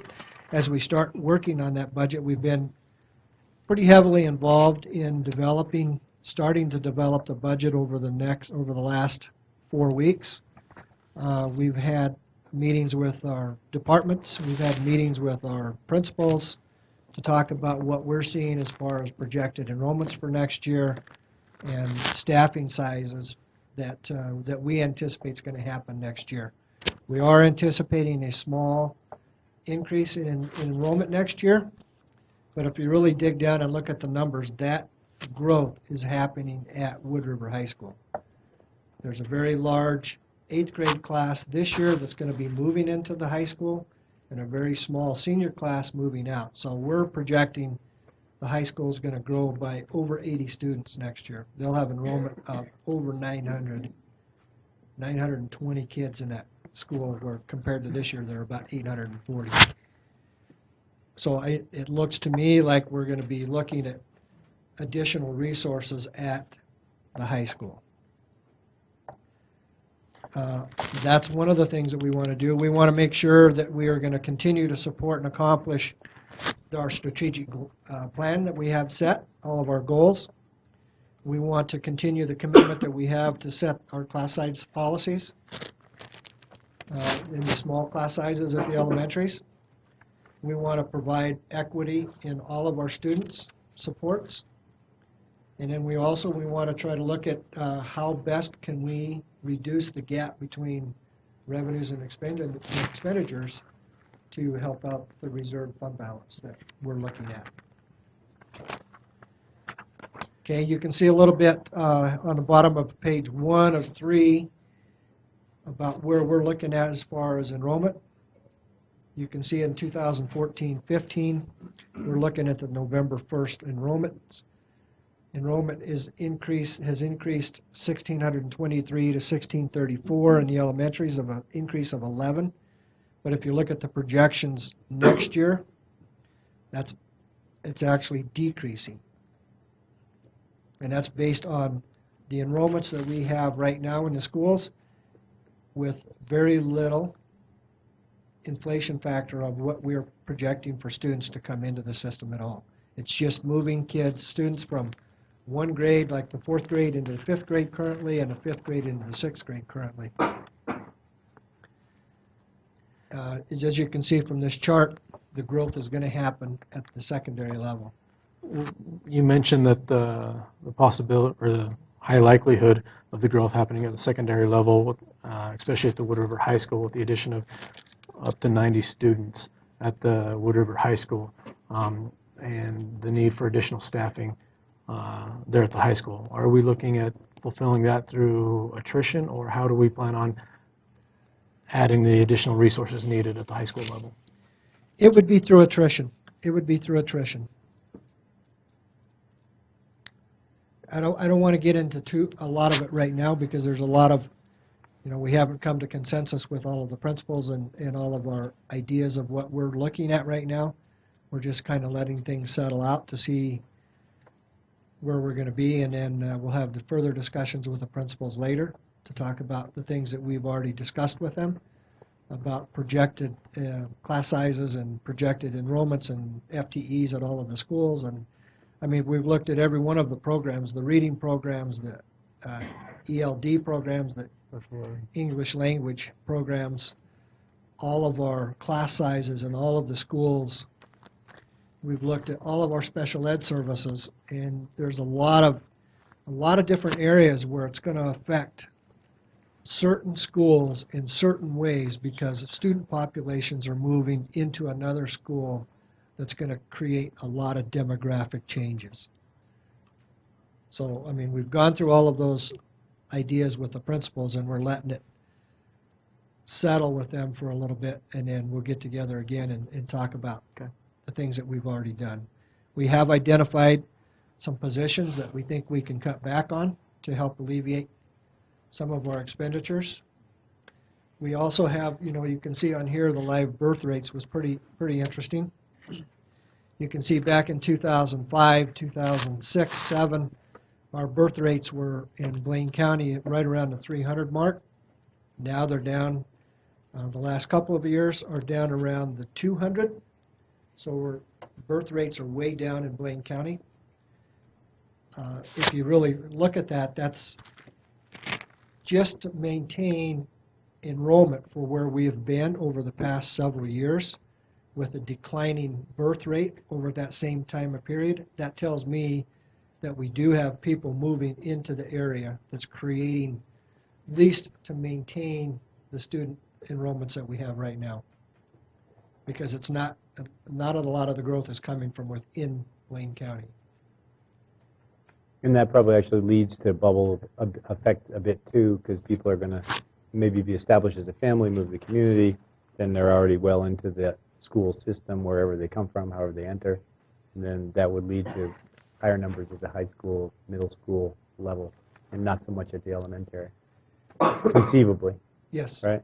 Yeah. And probably given what it takes to get here, they're probably established as families or family units financially, so they've spent some time somewhere else.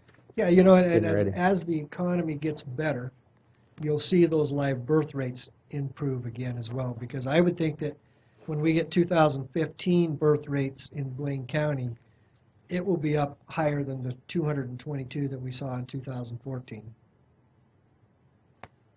So I'm looking at a combination of both people moving into the valley and higher birth rates will affect enrollments 5 and 6 years down the road.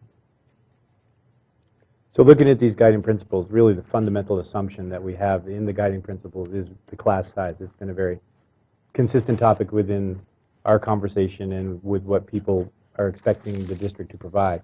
And so we have those guidelines established. We really need to stick to them. But those are really the fundamental principle to this whole process for U.S. staff to develop a budget.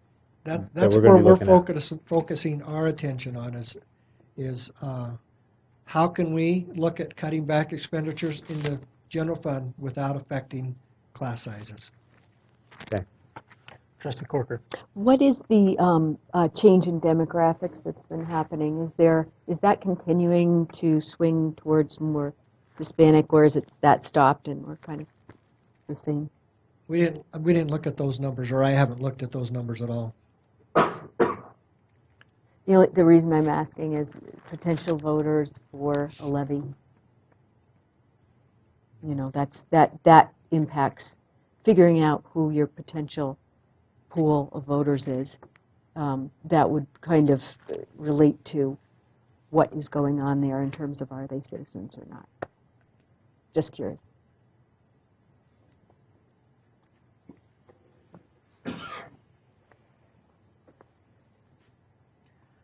Okay, anything further, Mr. Chatterton? No, that's all I have unless we have questions. Open it up to the board.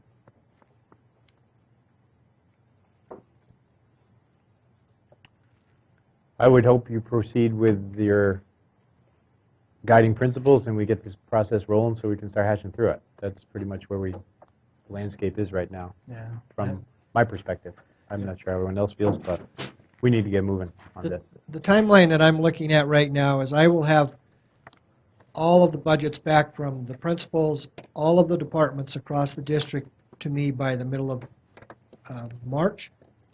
I will have a budget ready for the board at the April board meeting, and we'll have 2 full months to review the budget, just like we did last year before it's approved in June. I think that's an excellent timeline, and I appreciate how we've taken some of the feedback that we've garnered in the financial plan listening tour and put it into this guiding principles for the budget, and feel comfortable moving forward that as we try to adhere as close as we can to these guiding principles as maintaining small class sizes and closing that gap. Mr. Chatterjee. Yeah, one thing I just want to emphasize is we are looking at all of the comments and how people voted with all of the finance meetings that we went through this past several months, and really focusing on those areas where people felt like we could cut back without impacting programs and things like that. We are really focusing on how can we could accomplish that and still provide low class sizes. So that's really the area that we're focusing on. That's great. All right, appreciate it. So. I have a question about the funds for staff step increases. What kind of work was, I don't know who to ask that to, is like, what was the thoughts on that? As far as steps and lanes? Yeah. Steps and lanes has historically been every year up to a certain amount of years.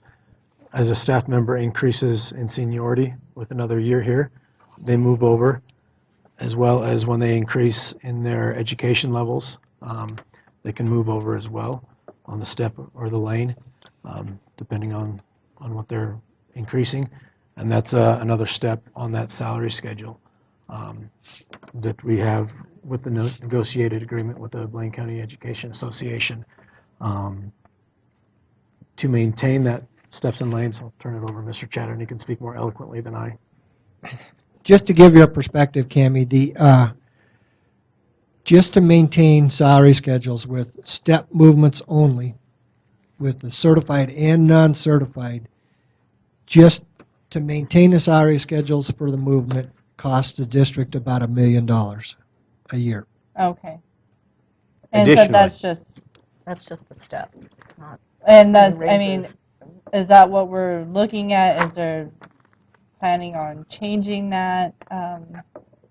Or why was it included in this, like on the third page?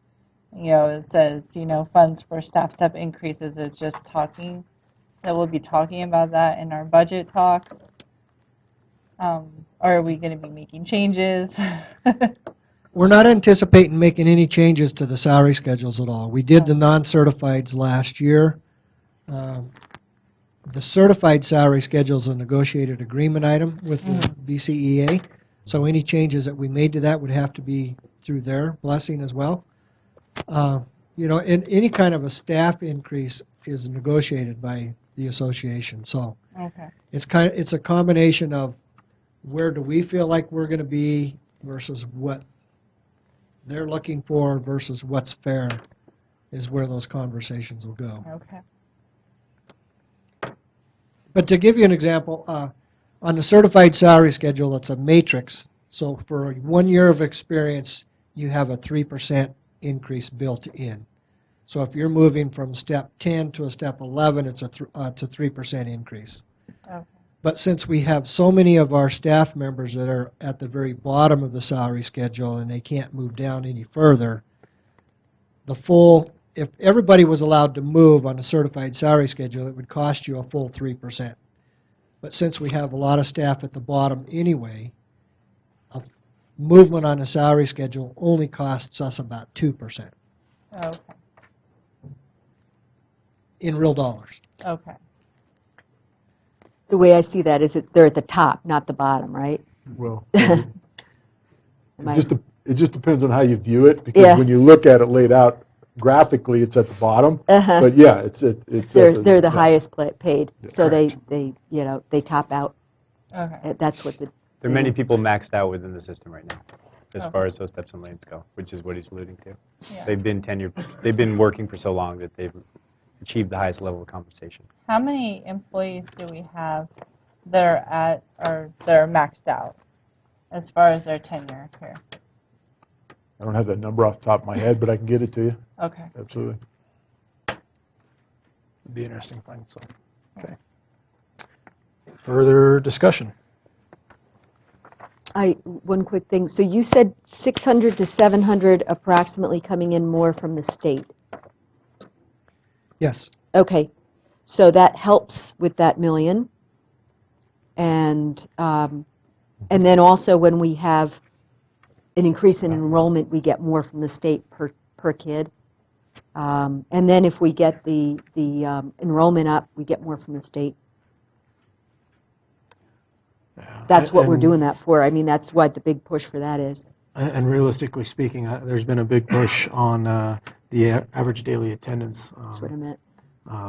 You know, it was very interesting to learn that how many of our students were missing more than 10 days at school in a school year, and how that really impacts our funding from the state, because our funding is based on that average daily attendance. So if those students are not in the classroom, they don't get counted towards our average daily attendance. Our funding isn't based off enrollment, but that average daily attendance. So parents out there, we really need your students in the classroom, not only to help them in their learning for their futures, but really for the financial solvability of the district as well.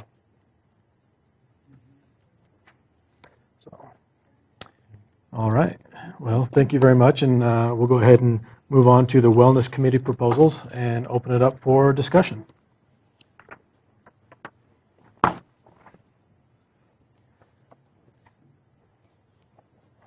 Do we have a summary of what the proposals were? I Are don't they see in those our packet? bookmarked in the packet. If you have your last month's, One was like fixing the soda machines and Well, candy we have, machines, and we have, it was, they're here. you have them all here. One was Yes, looking and for, then if and they one was would looking like for to, a grant feel free to come for up, so. a wellness advisor to assist in the Yeah. information strategy. Another was to put out information through the district website of proper nutrition and good practices, so on and so forth. Am I close? Yeah. Yeah, I'm going out of memory. Well, in full disclosure, I'm on the committee as the board Yeah. representative, and I do know them, and I totally support all of the proposals that they put out, so. Yeah, the healthy vending machines was one of them. The district-wide awareness campaign, as well as participation in the reformation of the district discipline policy, and engage in discussions with the wellness coordinator. My one concern with the wellness coordinator is that if we do approve that it is with the understanding that this is paid for via grants and has a timeline basically tied to that, so that we as a district are not absorbing that additional cost in a FTE in the future. Not to say that's completely off the table, but it needs to be understood from the get-go that that's a position that is separate from the district, but we will And we discussed help that with in the that. committee. So, and as far as the vending machines, I think we really need to look into what our contract is currently with Chartwells and what we are required to provide what they are providing, as well as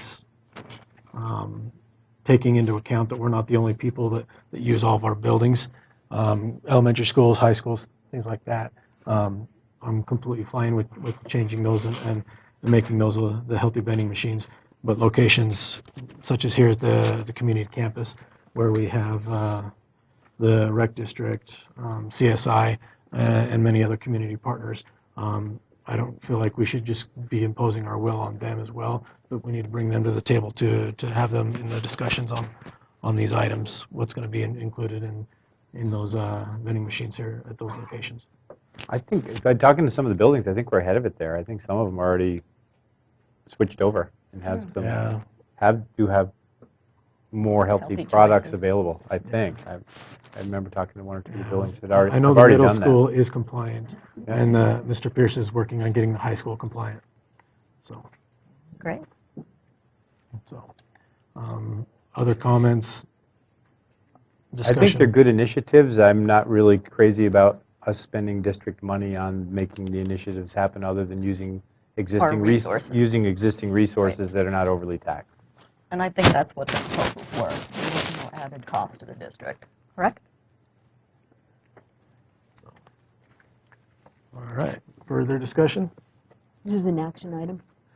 Yeah, it will be as an action item later on in the agenda. We just wanted to make sure that we had plenty of time to make any discussions, deliberations about it ahead of time before we voted on it. So. All right. Well, then we'll go ahead and move forward with the new business and turn the time over to Ms. Sue Woodyard. Holy cow, if I could speak. Turn the time over to Ms. Sue Woodyard, Mr. Greg Carlson, and Mr. Greg Urbany for the presentation on the Residential Construction Academy proposal. And I apologize for butchering your name with my tongue tied. I have not addressed the board before in this format, in this room. I have 4 people that are going to be speaking briefly. May I call? They're coming up now. Yeah, please go ahead and have them come up and use them. Have them use the mics so it's picked up for the broadcast at home as well, and address the board, please. Might I have Cheryl and Jose and Roger come forward as well, please? So, and if you begin speaking, if for the record, if you would please announce your name. That way, it's not only on the record, but also so the folks in the back of the room who might not know you as well.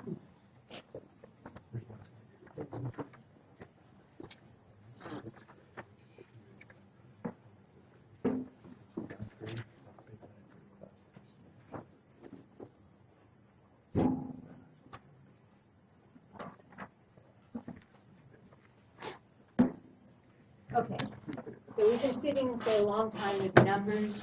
Let's start with some really fun stuff. Mr. Peck from Cary has put together a collection of old slides to give you a little bit of an idea of what this Residential Construction Academy is all about, also known as the RCA.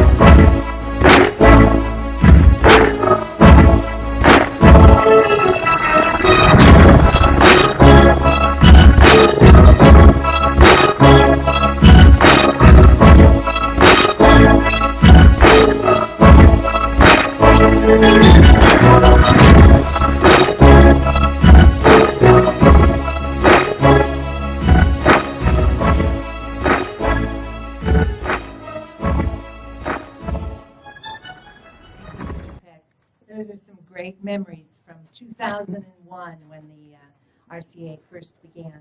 Might I call Paul Conrad up as well? Paul, can we?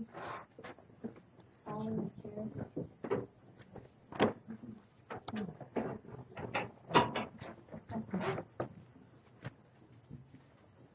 So thank you for this opportunity to speak to you tonight about the Residential Construction Academy, otherwise known as the RCA, and their desire and their ability and their support to move forward to build houses.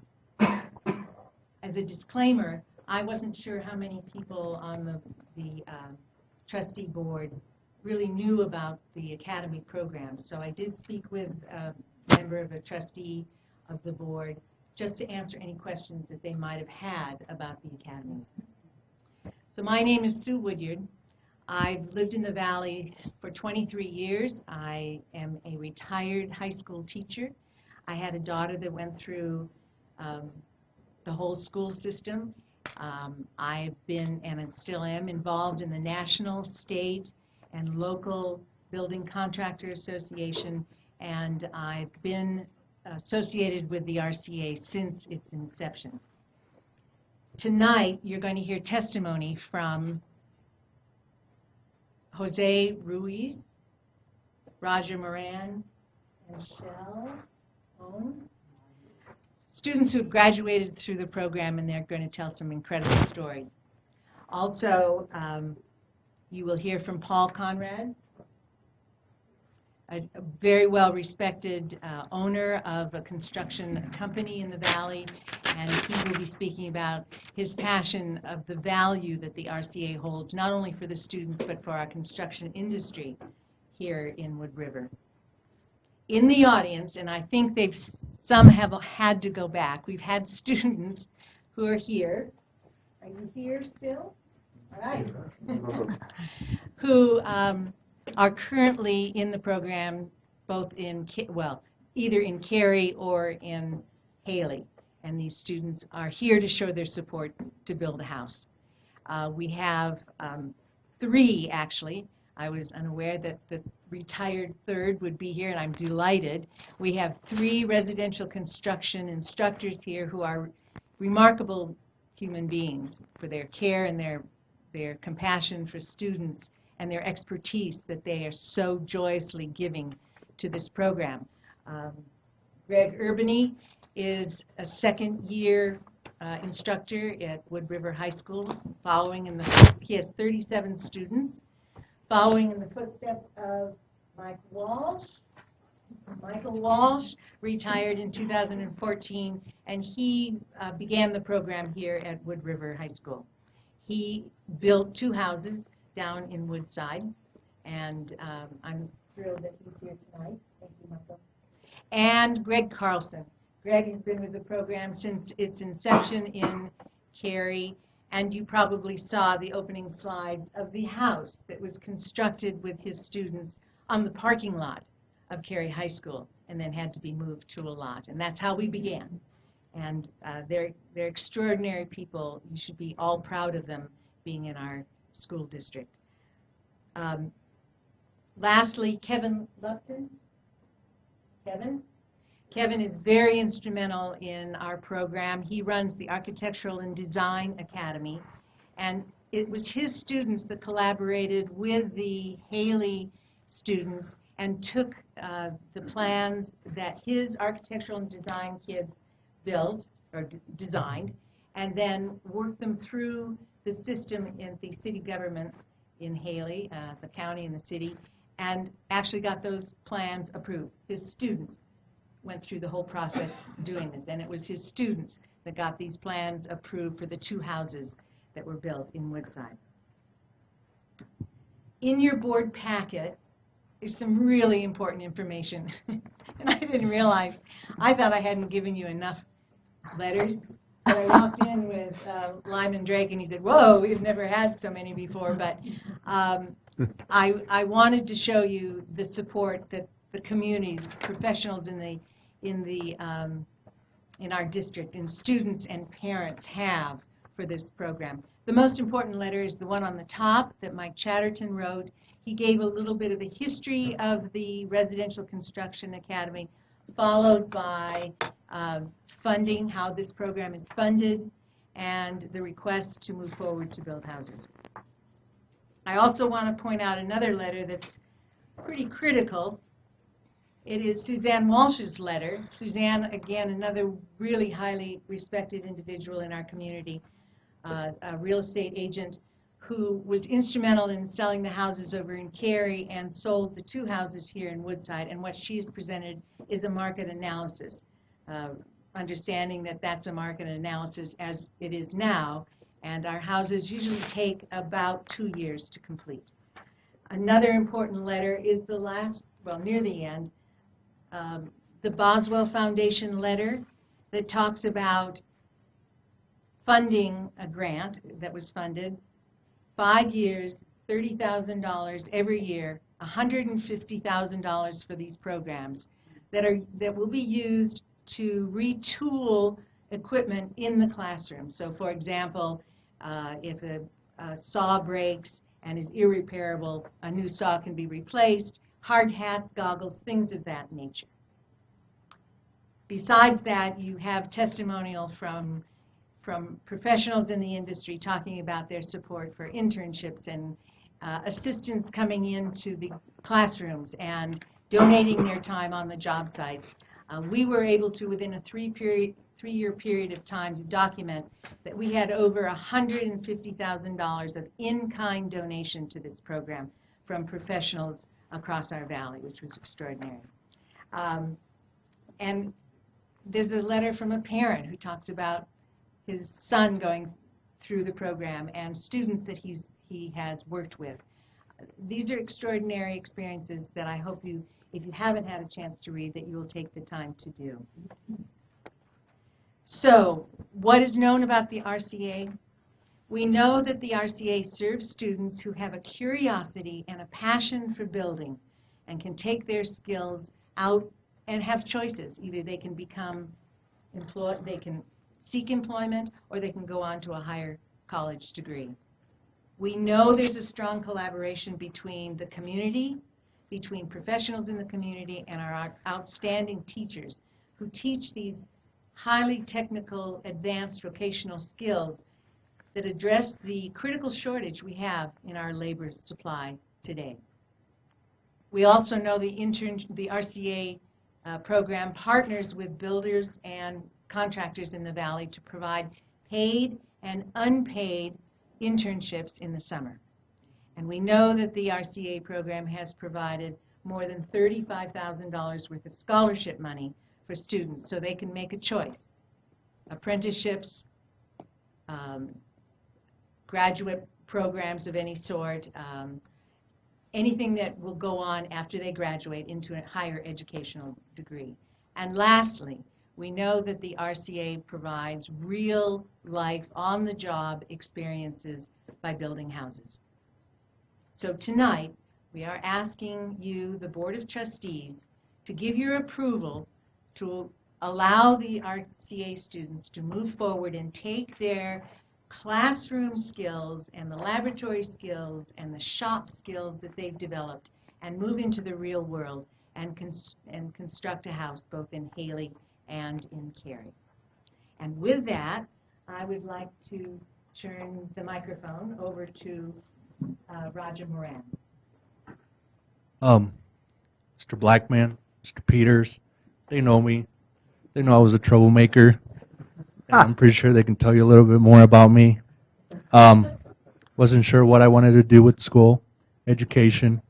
Started high school here. And then I met Kevin Lupton, who was the Architectural and Design Academy. My dad has done construction for numerous years, and I worked with them during the summer, and that's where the whole link to the whole architectural got me hooked into. So I did it for the 4 years, graduated here in 2008, and went over to CSI, did 2 years associates in drafting, and now I'm working in Power Engineers here in Haley as a substation designer, and I've been with Power for 4 years.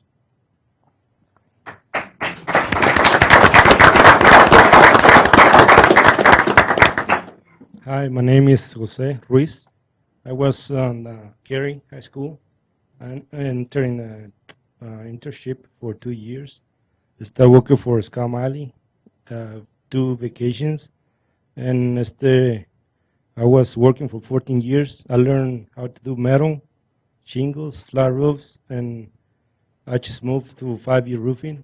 I partnered with him, and now I'm just doing fine. I served the valley for maybe 15 years, working in the valley. It was a nice experience, and I will. It was young. I do it again. Thanks.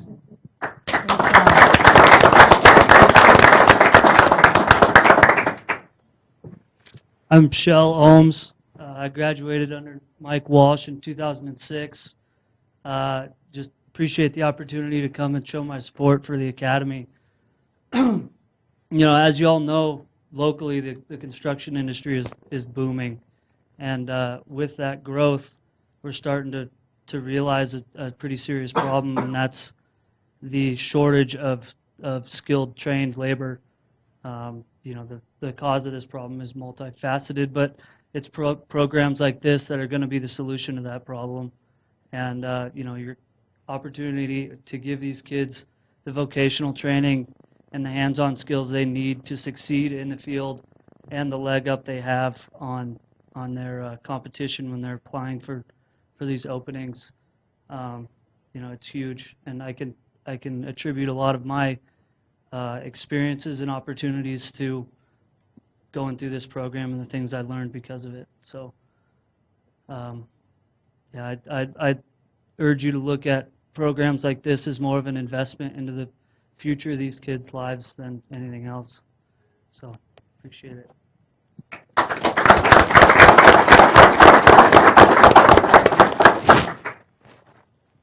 Paul Conrad. Shell, you said that very well, as well to these guys as also. You could pass the mic around the entire room and get a different opinion from just about everybody, and they are all equally valid. And I think that's testament to programs like this and what it can do for kids' lives, help them be exposed to other people and other environments in ways that they may not be exposed to at times, give them passion and help them find something. And then you just heard a couple guys that you sent them out into the world with stronger skill sets and more earning power the moment they left here because of the investment that you made into those programs. And I think by making a decision to make an investment into building homes, Mike's probably happy because you're going to be putting more cash into the coffers, I do believe, when it's taking land and putting it into cash when they sell. And Greg gets to see greater momentum built behind his program overall, which I think is really, really important because momentum will beget success, and then the program will be stronger. It'll be more dynamic overall.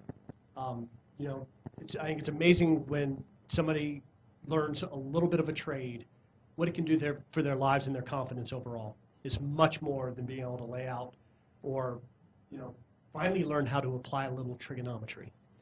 But it's important. I'm very supportive of it. There's a lot of people that are supportive of it. When the program gets stronger, I think that you will find an opportunity to make it financially stronger through support of the community once it starts to grow. And these are the ways in which you do it. You got to get out of the classroom and put something on the ground for these programs to get stronger.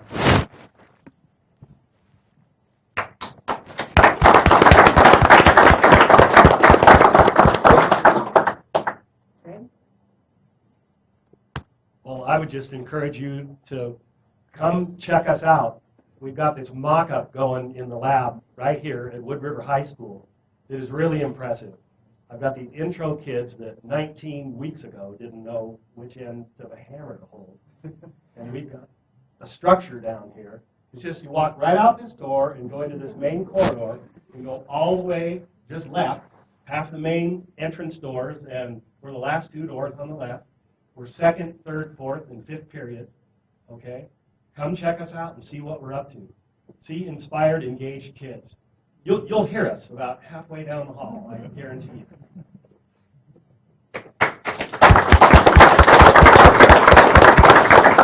I'm Greg Carlson, Cary. We finished our 5th house 2 years ago, and We are certainly looking forward to trying to do another one. We started this program about 3 years before we started building houses, building sheds. And it was a school-based business that we started with some startup money from some companies out of Twin Falls. And it's been a great opportunity. The students, it's somewhat of a tradition in Cary to build a house because we've been doing it a long time. The kids are ready. First trimester I had 9 students, and when they asked if we were going to build a house, I told them not this semester, not this trimester, and 7 of them changed classes. So I had 2 students for the first trimester. They get good experience building sheds, but they really like getting out and they take real ownership in building these homes, and it's great for them. It's good for them to be able to come back. And Jose didn't mention it, but he actually bought the second house that we built. He came down with Scott Miley's crew and did some work with us on roofing, and then he ended up buying that home. And so it's exciting to have the students involved and engaged, and it's a real good thing for their attitude, and I think for their skill set and their mindset both. Thank you.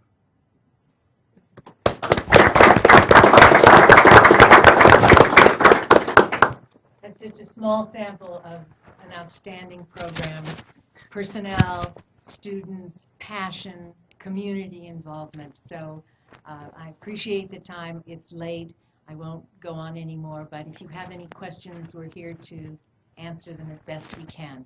I have one quick question. Yes. Curiosity. Have there been any females in this program? Yes, yes, and they actually... I thought I saw it. Yes. So, a few? One of the best, wasn't she the best sheetrocker? Actually finished. Finished carpenter. Yeah, she was setting windows and trim, and we had several of them that year. Yes. Great. We have had women. That yes. one now. I'd just kind of like to add my testimony on a little bit. Back in high school, when I grew up, we didn't have a construction academy or anything like that, so I spent my time more in the wood shop, and that was what really drove my high school experience. Since getting married and moving to the valley, I used to work for CNR Electric, and I actually helped mentor some of the kids on the electrical install in one of the houses back in 304 ballpark, and really enjoyed that opportunity to learn and grow myself as an apprentice and help teach what little I knew first starting out to high school students. In my position now at Sun Valley, I definitely see the need for a skilled workforce. I know I've had discussions with Howie Royal. Both he and I run maintenance crews, and not only is the construction industry hurting for skilled laborers, but the maintenance industry, with the addition of 2 new hotels and the majority of both Howie and my employees approaching retirement age, there's going to be a huge drop-off in skilled employees, and it's something that would really benefit this valley. Being on the board for a little over 4 years now, I've been on the board when we've been building houses, and when we've had to cut back to building cook shacks and sheds instead. When we did that at the time, it was always with the mindset of bringing back the construction of the houses and the economy would cover. And I think we're at a decent point to be able to do that now. So we're not losing money as a district. And it's not just necessarily for losing money, but as was mentioned, investing in the kids' future. These students have the opportunity. I know a great many of the students from the Cary Construction Academies worked during the summers for electrical contractors, for building contractors. That really helped set them up for their future college as well as work experience now. That makes 2 students that I know of now with Mr. Ruiz that went through the Construction Academy and purchased a home that they actually had their hands on and building. It's a fabulous program that really benefits our kids, but really benefits our community as a whole. further comments from the board. I just wanted to ask a question. This seems to be kind of a great kind of bigpicture.org thing where you go back and forth between the classroom and the outside world, and you have, it's complementary, you're learning skills that you can apply. And I'm wondering, is that what happens on the ground in terms of the Construction Academy? Are they talking to the teachers? In terms of, for example, somebody said trigonometry.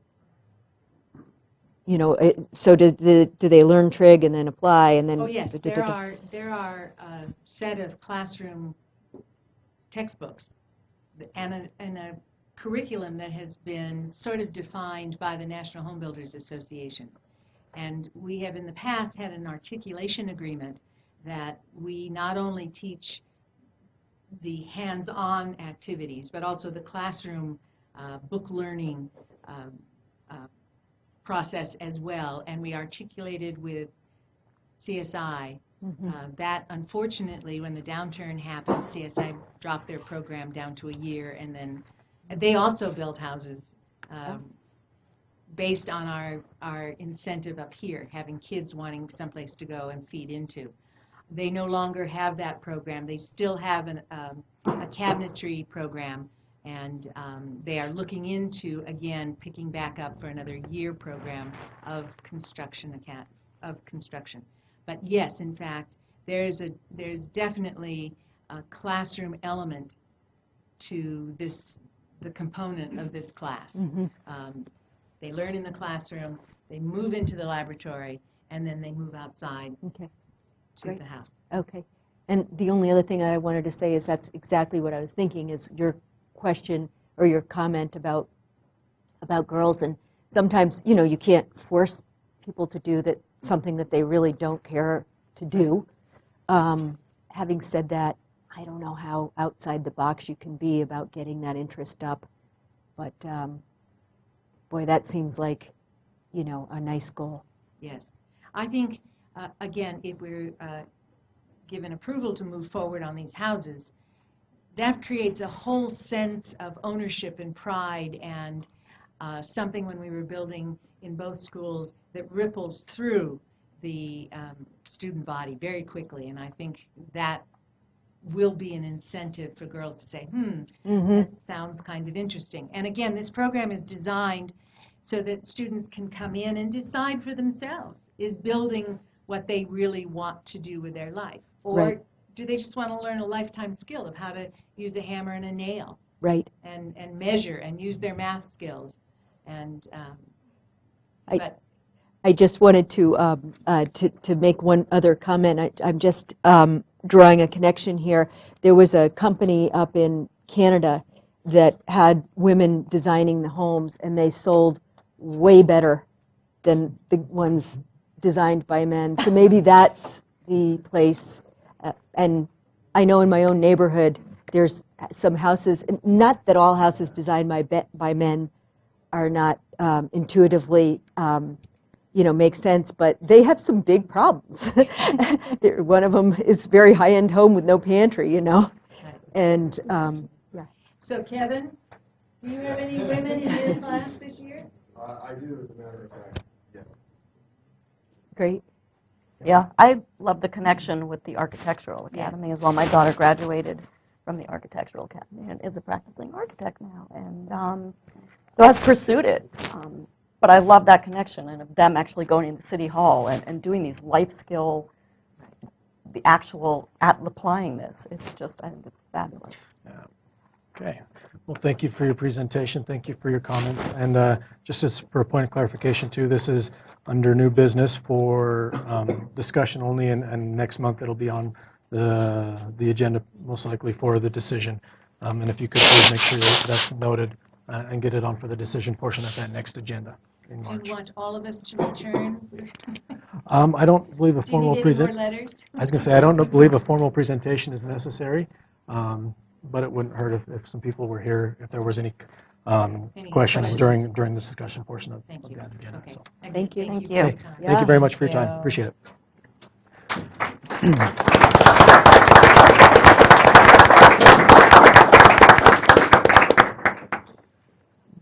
All right. We'll we'll go ahead and move forward with item B, Policy Committee recommended drafts policies for review, and turn the time over to Mr. Blackman.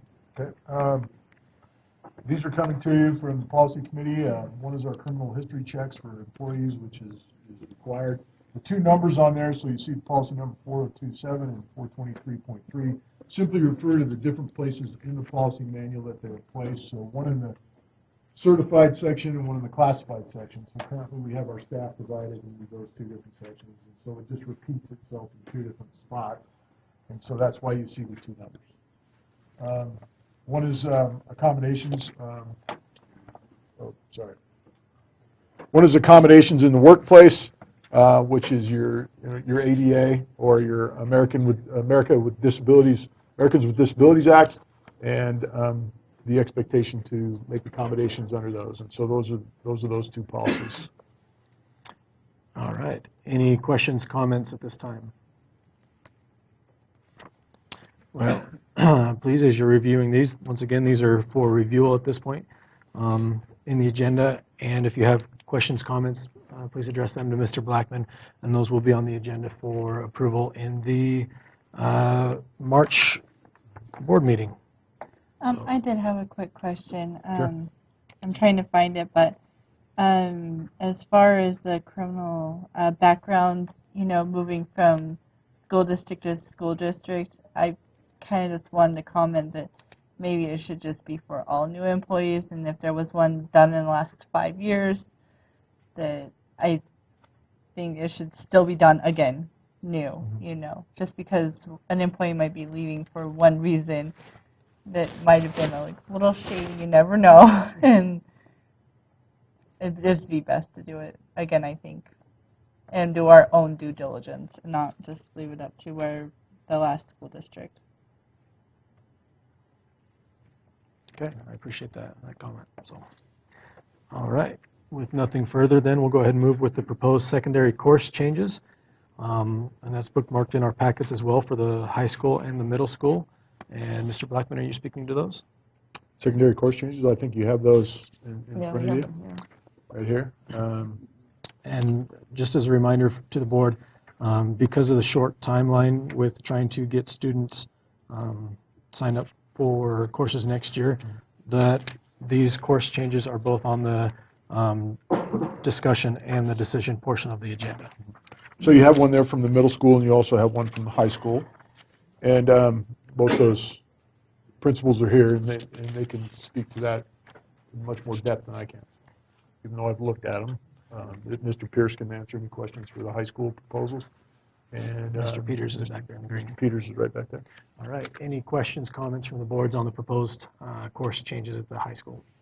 And any course changes has to be approved by the Board of Trustees as per policy. Go ahead and open it up to questions, comments at this time. They look good. I'm thrilled that there's more and more music theory like that. I have a question. Are these creating new positions, or is it just mostly a lot of name changes, removing one program over the other? As for what you're reading on or in your packet, what you're reading in your packet, the names that are either changes or even if they're additions to our course guide for the selection process, this is where we're going in the registration where we ask students to identify the courses that they would like to take. So it does not necessitate an additional allocation for this. It's going to be if kids request a class, then we create that class. If they are requesting that class, that means they may not be requesting another class. So it's just a matter of a fluid exchange between what the kids are signing up for. Okay. So there wouldn't be new positions created per se. It's just No, ma'am. just shifting around, giving them more options. Okay. Correct. It's my understanding as well that your staff and teachers are also involved in these decisions to offer these classes. That is correct. Further questions, comments? Okay. All right. Thank you very much. Appreciate that. And Thank you. we'll have a decision here in a little bit. Well, we'll go ahead and move forward with the public comment portion, the second session, and I have not seen any come in. So That being said, we'll go ahead and move forward with the decision portion of the agenda. And the consent agenda as read. Item number 1, consideration of minutes, the regular January board meeting, January 19th, 2016. Special meeting of the board, January 23rd, 2016. Special meeting of the workshop, excuse me, of the board, January 26th, 2016. Acceptance of monthly financial report, the payment of bills. Item number 3, permission to publish notice of budget update and summary. That's been deleted. We do not have a budget update nor the need to publish it at this point in time. So item 3 is invalid. Item 4, application for study travel by student group Business Professionals of America. And number 5, alternative route to graduation for two Blaine County School District students. And item number 6, consideration of personnel exiting and entering. And Ms. LaChance, would you mind sharing those? Classified staff exiting, Rebecca Bornhoff Duncan, computer lab paraprofessional, Wood River High School. Aries Abrera, custodian, Wood River Middle School. Certified staff recommending for hire, Rebecca Bornhoff Duncan, instructional tech and data specialist, technology. Classified coaching staff exiting, Sarah Benson, head softball coach, Wood River Middle School. John Greenfield, assistant 9th grade football coach, Wood River High School. Classified coaching staff recommending for hire, Matt Nelson, head softball coach, Wood River Middle School. Certified staff recommending for hire, Summer Gilmore, 1.0 FTE English teacher, Wood River High School. Megan Murphy, 1.0 FTE elementary teacher in Haley. Andrew Martoni, technology education teacher in Wood River Middle School. All right. Is there a motion on the table? I'll make that motion Motion to pass the consent. to agenda. accept it? Okay. Yep. Is there a Second. second? I have a question. Okay. Where you made the motion, you have the first opportunity in discussion. I am just wondering, just want to make sure, so I just am in the know, are any of the recommended for hiring new positions? No, those are teachers returning off sabbatical. Okay, so the instructional tech and data specialist went on a sabbatical and returned. And Well, the data specialist, that was a position that's been open for quite a while. We finally filled it, so Becky Duncan will be moving from the high school, from her current position over to technology. But overall, we're still going to be decreasing an FTE in tech. So, but she's moving into the role that's been open. Okay, thank you. So basically, when Tim left, Teresa filled, we didn't hire Right. Teresa. Yeah, I'm kind of muddy on what's going on with tech. That's why that stuff. Yeah, thank you. So basically, the computer lab paraprofessional goes away, and that's the reduction in force of that role. There'll be a reduction in tech. Yeah. That computer lab para is still at the high school. That position's still there. Okay. Further discussion? All in favor of passing the consent agenda as read? Aye. Aye. Aye. Any opposed? Motion carries 5-0. All right. Item B, consideration of 2016-17 calendar proposals. And as the board will recall, this was presented last month at the board meeting with two proposals. Both start prior to Labor Day. One has a full week off at Thanksgiving. One has a 3-day period off at Thanksgiving. And that's the drastic difference between the two proposed calendars. I'll go ahead and open it up for discussions / a motion at this time. In order Trustee to make Clayton. a motion, how should we define the two? Yeah. Because there's definitely two, but they don't really have a label on them or a thing, and I want to be accurate there. I would say We could say a full week at Thanksgiving, full week at Thanksgiving versus, 2 days at Thanksgiving. there you go. I have 3? discussion. I would like to understand 3 why... off, 2 on. Pardon me? Oh, I would like to understand why those days in October were taken off for the teacher in service. Mr. Biggers as a representative from the calendar committee. Because Can we you have address that? heard from a few teachers about professional development, and there's a perception now that we're not valuing that, so. When the committee talked about the 2 professional development days, and there was quite a bit of discussion there, what we talked about was trying to gain instructional time, particularly in the fall, because in our calendar now in the past several years, we have quite a few days in the fall in particular where we're in school, then we're out of school, then we're in school, and we're out, and we're not having full weeks. And then around those professional development days, we looked at attendance in particular, and our attendance was very low. So it was kind of the combination of trying to set the routine early in the year and have full weeks, and our attendance data where people were taking long, extending that weekend on both sides of that. Our attendance data was quite a bit lower, and that's what drove that. So what's happened to what's happened to those 2 days for the teacher? So those 2 professional development days now become instructional days. That's 2 of the 3 days that are added to the calendar. And then we will have to look at how we do our professional development and do it a little differently than we did before, because those 2 days are definitely gone.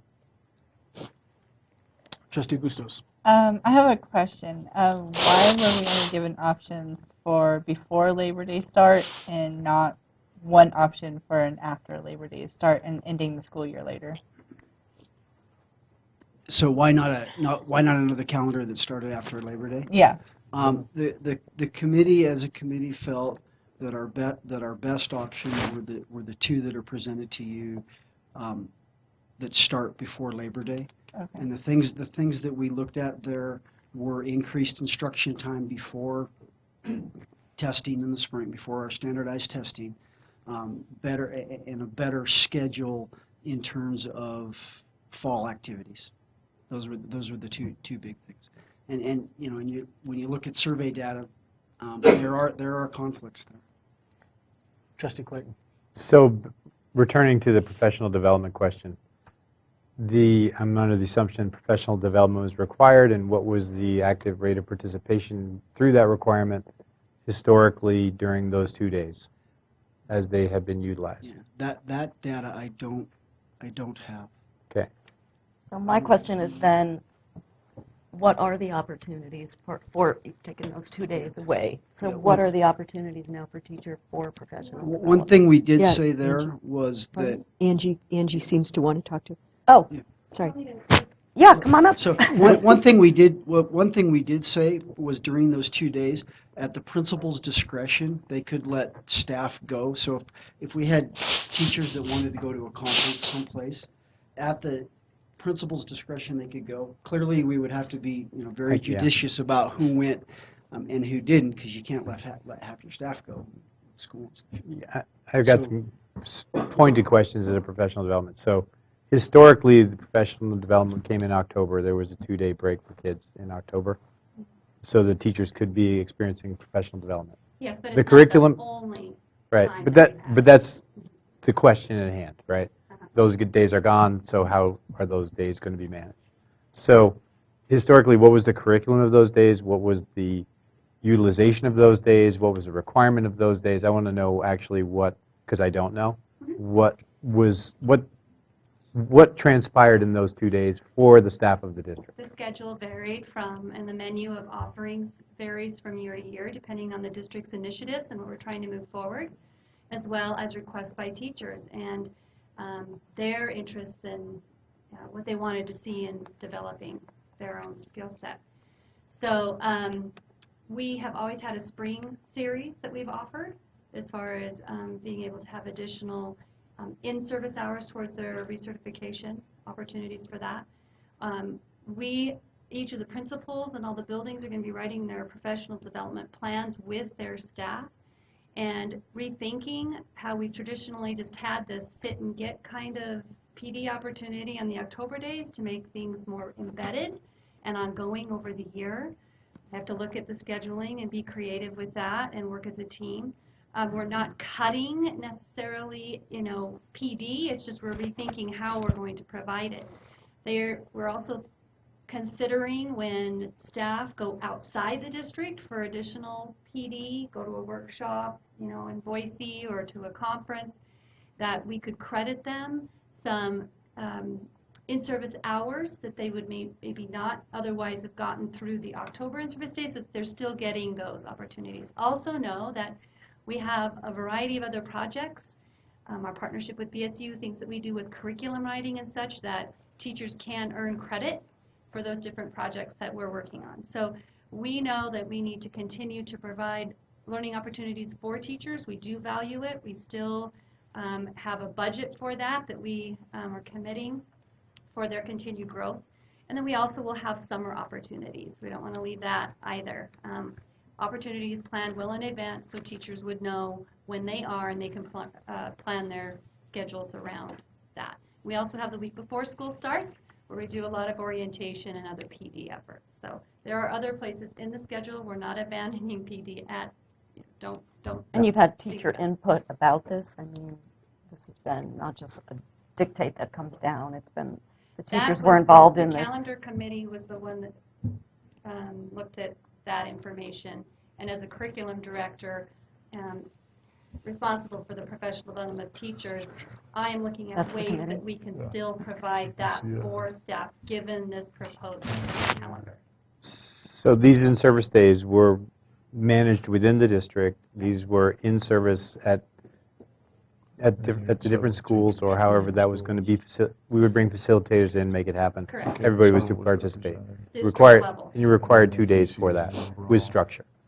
So if we were to look at the calendar, I'm into discussion now for us.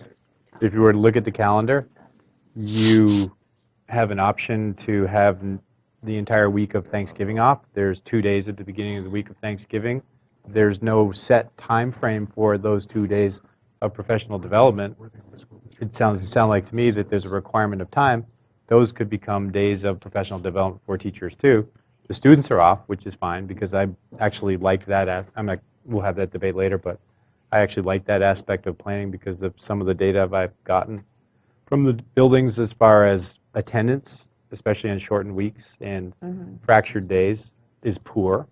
So there's actually a window of 2 days that you could do professional development that is no different than what was previously experienced by the workforce as it stands. So I see that as an easy plug-in. It sounds easy.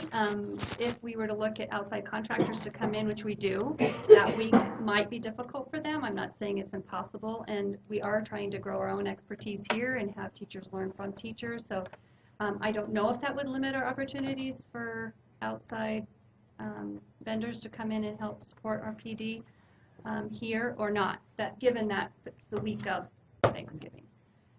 I mean, actually, there's a lot of competition at that time because I think a lot of schools around the West are using that period of time for. I found it interesting in Utah. They had there was a teacher's break that coincided exactly with the beginning of deer season. So that was it was very well planned, right? Because the teachers would have to work, and then anybody needed to go fill the freezer could go fill the freezer. It was quite an interesting timing historically. Trustee Corker. I like your idea. I think it's a great idea. The other thing that I've gotten a lot of feedback about the start time, especially in this valley where you have a lot of kids that they're needed more in the month of August than they are in the month of June. And I talked extensively to somebody who was on that committee, and they were saying that they also would not be opposed to having another option. And I'm wondering if we can table this for one more month and put that option back, because I think that and this isn't negating anything, the committee did an amazing job. But I think that other option, especially since we went out with a survey and people weren't very well informed about what the pros and cons of the various options were, maybe now there's more information out there and they may choose an earlier start, or they may not, but at least to have that on there as an option and for people to really understand what the pros and cons are. So I'd like to table it for a month, get that on there, and I also like Rob's suggestion. Further comments, discussion? Does the board have the option of rejecting both these proposals and keeping the calendar as is? I mean, do you need to put it off another month if you want to go after Labor Day and keep the 2 days? Isn't that what we have currently? Well, because there's half-days, there's other things that you guys did. There are a whole bunch of other changes that we made to our Yeah. proposals that are not in our present one. All the half-days and all those sorts of things. So the other thing that's happening, of course, people are expecting a decision fairly soon because they're wanting to plan their summers and all those things as well. And I would agree. I remember last time we went through the calendar issues that the sooner that we can make this decision as a board, the better off it is for our patrons, parents, so they can plan their summer vacations and when they need to be back for the beginning of school. And I appreciate the work that the calendar committee did. I mean, I'm looking at it. There's a lot of representatives from parents and teachers, and I understand. You said there was a lot of blood and sweat going into coming up with this. I'm looking at pre-Labor Day, after Labor Day. My biggest concern is that I want to ensure that this professional development is still provided for. That's for teachers, that we still value that. Too. Yeah. Yeah. The district values. And I understand, that maybe those 2 days in October weren't the right thing, but that we don't just pass that off. Trustee Bustos. Well, I also think that we also need to take into consideration, all the stakeholders who are very against, before Labor Day starts. So I think that there needs to be that option in there as well, if we need to wait another month, I'm comfortable waiting another month. I know people want to get their schedules ironed out and whatnot, but I mean, by not giving us more options, and especially with everybody, so many comments being made that, we want the after Labor Day start. I think we need to see something like that. Trustee Clayton. I'm going to respectfully disagree with both of you who want to push it back for another month, because I think that by pushing it back another, we could have asked this question last month of why don't we have a Labor Day one for decision, because this was presented last month and nobody asked that question. Well, I was out sick, so I apologize for that. I apologize for you too, but that was what was on the table. The presentation was made. Nobody asked the question then, and now all of a sudden it's up for consideration, and then it becomes a question. And I think we need to be paying close attention to what's on the table when it's on the table. And I think that there was a lot of work, and I think there's respect needs to be paid to the committee for all the effort and time that they put into coming up with these proposals. And we did, as a group, have the opportunity to weigh in on saying, could you please give us that one as well? We didn't do that, and Perhaps, Mr. Biggers, you would just relay once again the reasons that you came up with this, because there were 3 or 4, because I remember we asked this. And what we did, so we met every month from September through December. That entire committee met every month. And in that process, we broke into 3 subcommittees, and we had a subcommittee that looked at an after Labor Day calendar, a subcommittee that looked at a week before Labor Day, and a subcommittee that looked at 2 weeks before Labor Day. The big driver on the 2 weeks before Labor Day calendar was we were hoping, and our data said if we could end the semester before Christmas, that would be a good thing. When it became not possible to do that and fit everything in, we basically said, hey, that calendar won't work. So we looked at the after Labor Day calendar and the week before Labor Day calendar, again, when each subcommittee came back, because we came back as a full committee after each subcommittee, and we kind of reported out. So we looked at those 2, and we felt that the combination of more instruction time before standardized assessments in the spring and being aligned with the rest of Region 4 in terms of athletics and fall activities was very important. So then we took the after Labor Day calendar and the week before and really morphed some of the things from after Labor Day into the week before Labor Day. So we kind of ended up combining the 2, took what we felt were the advantages of the 2, and ended up with the 2 proposals that we brought to you last month. So if you just took the week before Labor Day calendar and just kicked everything to the right a week, okay, you're going to get out of school either on the 16th or the 14th of June. That's that first year. That's what that looks like. And the reality of that is that also limits the post-secondary education opportunities for some of our students, because students are, some of the summer university tracks are starting prior to our graduations. And so as we push it back and delay into June, we're negating some of those opportunities for post-secondary education for our students. There's no perfect way to do this. No, and in my conversations with both with Mr. Biggers and Dr. Holmes, who also sat on that calendar committee, I don't think there's any one perfect calendar that everyone's going to agree on. There's going to be pros and cons. This was both these proposals were what was voted on by the majority of the committee. I don't think it's your personal favorite, and I know in speaking with Dr. Holmes, it's not her personal favorite either, but it's what was presented by the calendar committee as the best option from the vast amount of people that we had on that committee bringing these proposals forward. So I honestly feel that we need to move on these couple of options that are presented by the calendar committee and move forward with them tonight. Trustee Corker. So yeah, I think that the problem also comes with getting people's input before we had options. So we surveyed people, and they didn't really understand the pluses and minuses, but we did get that information back, and it was 2-to-1 that people did not want it to start before Labor Day. And so we have to take that into account a little bit, I think at least on one of the options. There was one other thing, now I'm forgetting again, but at any rate, even if this motion fails, I would like to make a motion when you get to, and I don't know where we're at. We can open a motion, entertain a motion at any point in time. I have a question. Was it 2-to-1? I mean, what we were reading last month said it was 50-50. Yeah. That parents, 50% wanted it before, 50 wanted it after. Was it actually? You had parents. Their number one choice was after Labor Day. Their number 2 and number 3 choices were increased instruction time. On the teacher one, increased instruction time was number 1.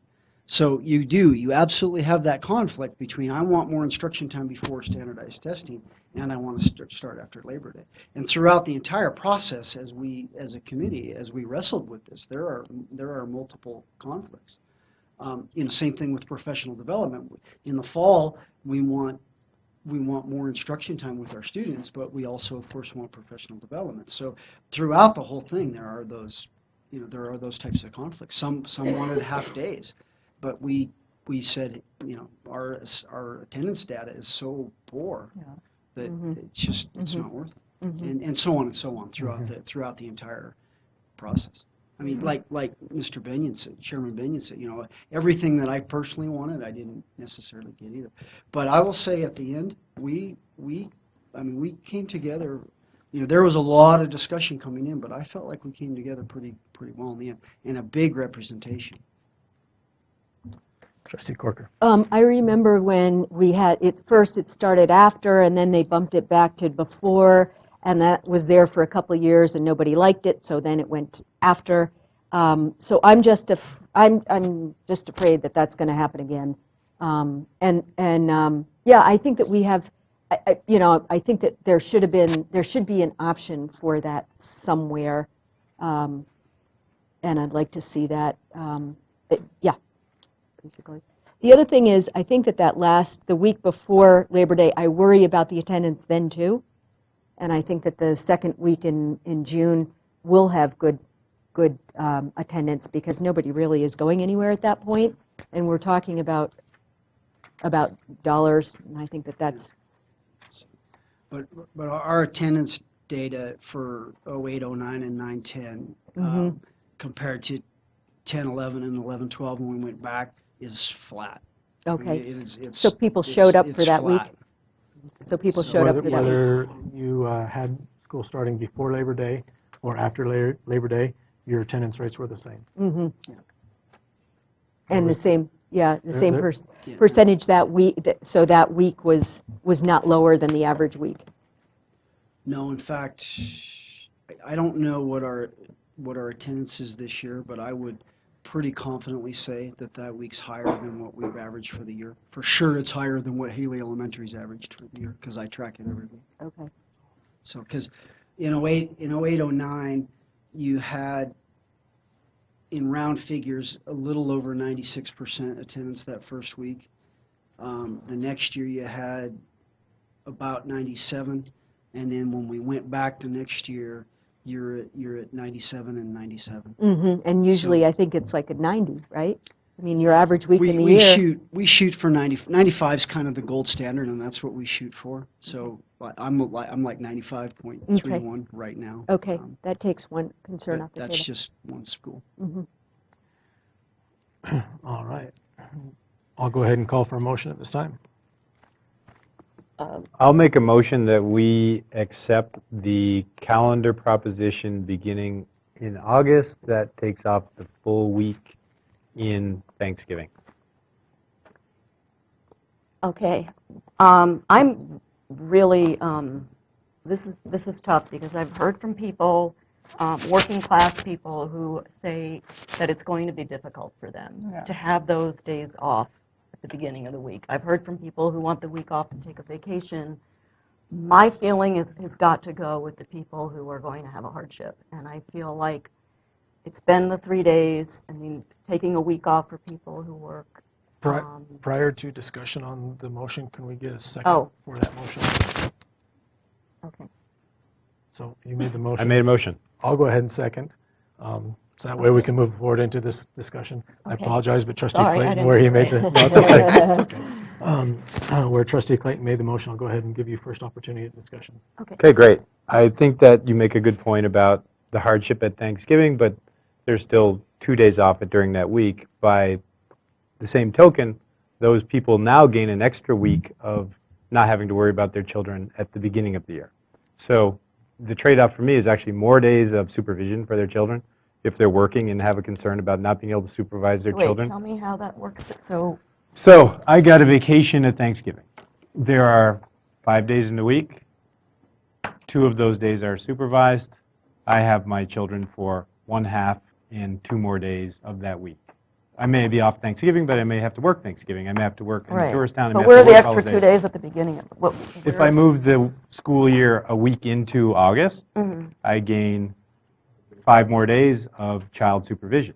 I'm probably working then as I am working in Thanksgiving week. So there's actually a net gain to those people of days where their children are not having to be watched by them, if you're talking about that benefit of the school. I don't really want to consider the school as babysitting, but Yeah. that is the gain of supervision for their children. There's a net gain there in that regard. Further discussion on the motion at hand. So, I mean, I looked at it's that a- one. That's you're going to have it somewhere, and it actually reduces the amount of time that the working families, where both people work, Well, it's an as do extra mo- week for a working family who doesn't have childcare. Yeah. To find out what to do with those children. So that's kind of where my sentiment is. And they're actually I get the- gaining by moving ahead of Labor Day for that I don't know child if they care. will see it as gaining. Well, it needs to be explained, because Yeah. it actually is more days. Further discussion? Yeah, I mean, I just think that we need to have a third option. And I also think that, sure, we saw the options last time, but we've received a lot more input since then, and I take that input into consideration. I agree with Liz. We've heard all these parents' input, saying we don't want to start before Labor Day. And if we're representatives of that, I mean, I do agree that, having a week early before Labor Day is valuable, but we also need to be listening to our constituents, and by saying, sure, go ahead, a week before Labor Day is not listening to them. All right, without further discussion, I'll go ahead and call for a roll call vote on the motion at hand. Trustee, and which, for clarification, is the proposal to start school a week before Labor Day with the full week off at Thanksgiving. Trustee Clayton. I'll vote aye. Trustee Corker. Nay. Trustee Bustos. Nay. Trustee Freund. Nay. Trustee Benyon. Aye. Motion fails 3-2. Or motion fails 2 for, 3 against.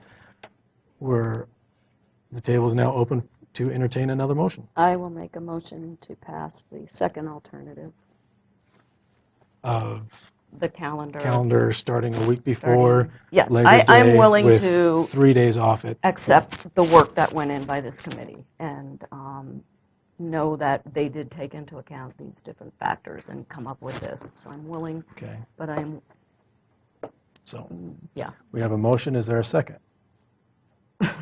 I'll go ahead and second so we can move it forward into discussion. Any further discussion? Roll call vote. Trustee Clayton? I was going to discuss just a little bit. Okay. And I have to go back to the one that just got voted down, is that in my discussions with the buildings and talking to the schools, and attendance is a concern. I mean, I'm going to vote yes for this, I'll tell you that right now, but the mistake we made there, I think, is that we will have much poorer attendance in that shortened week of Thanksgiving, because historically, I asked the office staff at Wood River Middle School, there's about a 40% reduction in attendance in fractured weeks and fractured days. That's significant in the overall scheme of things, and that's probably what's going to happen, but I'm still liking the overall calendar. I get that. I honestly wish the calendar committee had not presented us with 2 options and that they just came up with one and said, this is what is, was there a recommendation? Forced such Was there choice. a feeling that one was better than another? It was just let them decide.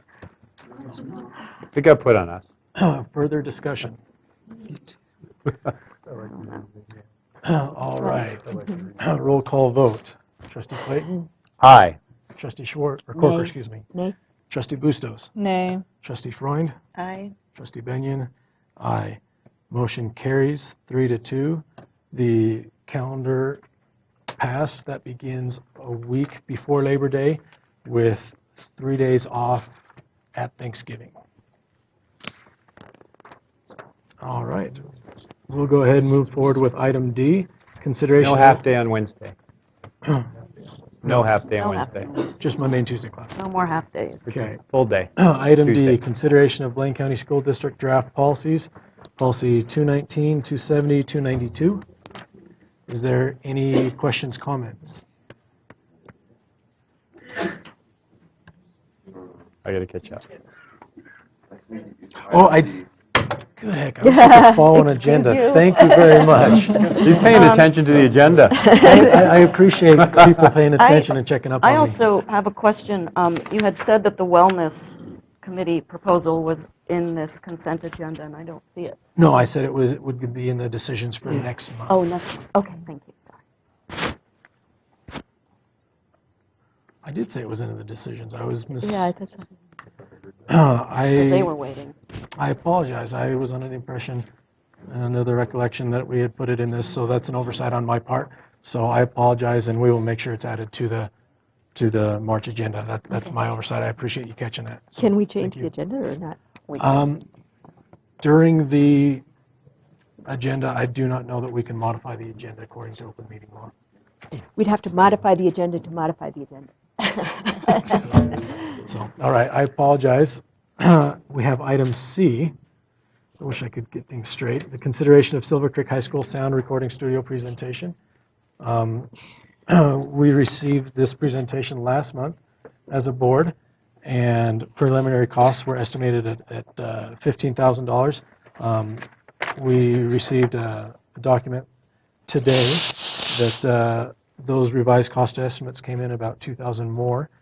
We have some people here to answer any questions that the board might have at this point in time. I have a question, I guess, to start it off. So when I was looking at January's board meeting, it says the project estimate was $12,354, and now it's jumped up to $15,000 to $17,000 depending upon the options. Why the difference? By the range. Yeah. So I'm Nick Gilman, been helping Tyson with this project. In the interim time period, in the month that you're discussing, there were design revisions that were driven both by fundamental requirements of the school and its space, primarily to do with the HVAC system, an existing plenum, that circumstances of which we were unaware, and the requirement for a more complex and subsequently more expensive ceiling structure within that room. The design that's on the table and is currently most compatible with both the usage of the room and ancillary uses of the space surrounding requires a hard lid with defined insulation. And frankly, the plans and specifications have only been available for a week. And being that this project is fundamentally driven by donations of time and material, we've not had a chance to nail down the commitment for the additional material that will require to build the modified ceiling structure. Okay. So my goal is to, it's a matter of timing, and that's a matter of commitment. Once I'm able to go to subcontractors and suppliers and say, hey, look, this is happening. We need your commitment. What can we get this done for? It then trips kind of a sympathetic response in which people start coming to the table and start really being willing to commit. So, lengthy answer, but fundamentally there was a change in design as driven by certain components of the structure itself. Okay. So we're just looking at, you know, in case those and there is a certain donations don't come through, per well, se. there's a certain contingency element built into the $17,000 estimate. Okay. Yeah. Good All right. And point in regards to that, if you take a look at the delta between the project estimate and where we are now, fundamentally the total project estimate went up considerably with this redesign. So the delta between potential cost, if this were a contracted piece of work, versus the final cost to the district, that gap has widened considerably. All right. Further comments, discussion? I just am curious, what's life safety? Life safety? Life safety? Those are any equipment that is required. Smoke detectors, alarms, smokes, strobes. fire alarms, Oh, thank all you. of those components. Thank you. I have another quick question. Building permits. I'm assuming that those will have to be signed off by a building inspector. Yeah, it will be signed off by the building inspector, yes, but Joel Yansari has basically negotiated a fee structure with the building department. So that's likely to be a very minimal expense. Okay. But it will be, all construction will proceed under a permit and will have all due inspections as required along the way. Okay. Yeah, I just saw that there was 0 notated there, so. That's simply a cost, not an indication of not getting one. Okay. All right. Further discussion? All right, I'll go ahead and entertain a motion at this time. I'll make that motion.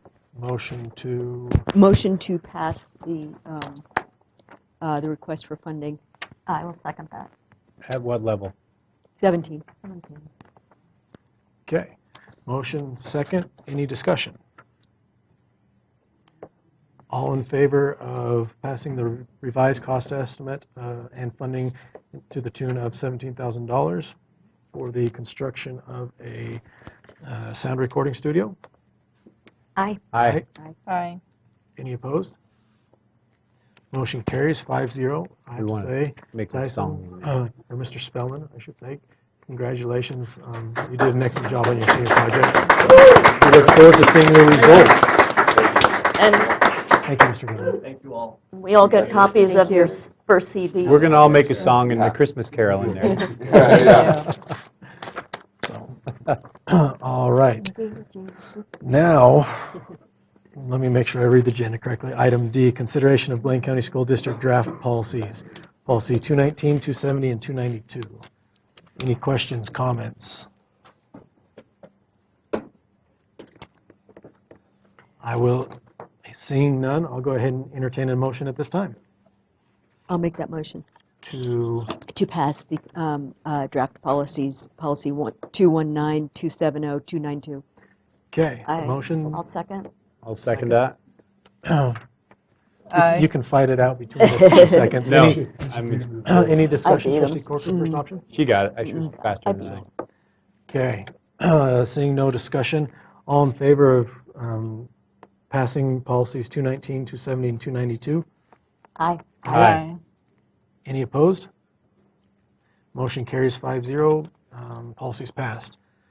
And item E, consideration of secondary course changes.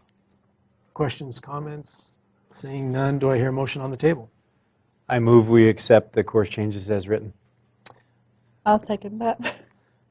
Discussion, starting with Mr. Clayton. I think they all look appropriate, and there's no incremental cost to the changes, so I'm fully in favor of it. Additional discussion? Seeing none, all in favor of passing the secondary, or approving the secondary course changes? Aye. Aye. Aye. Any opposed? Motion carries 5-0. And I'll go ahead and ask for a motion to adjourn. I'll make that motion. No discussion, all in favor? Aye. Aye. Aye. Meeting adjourned at 9:10.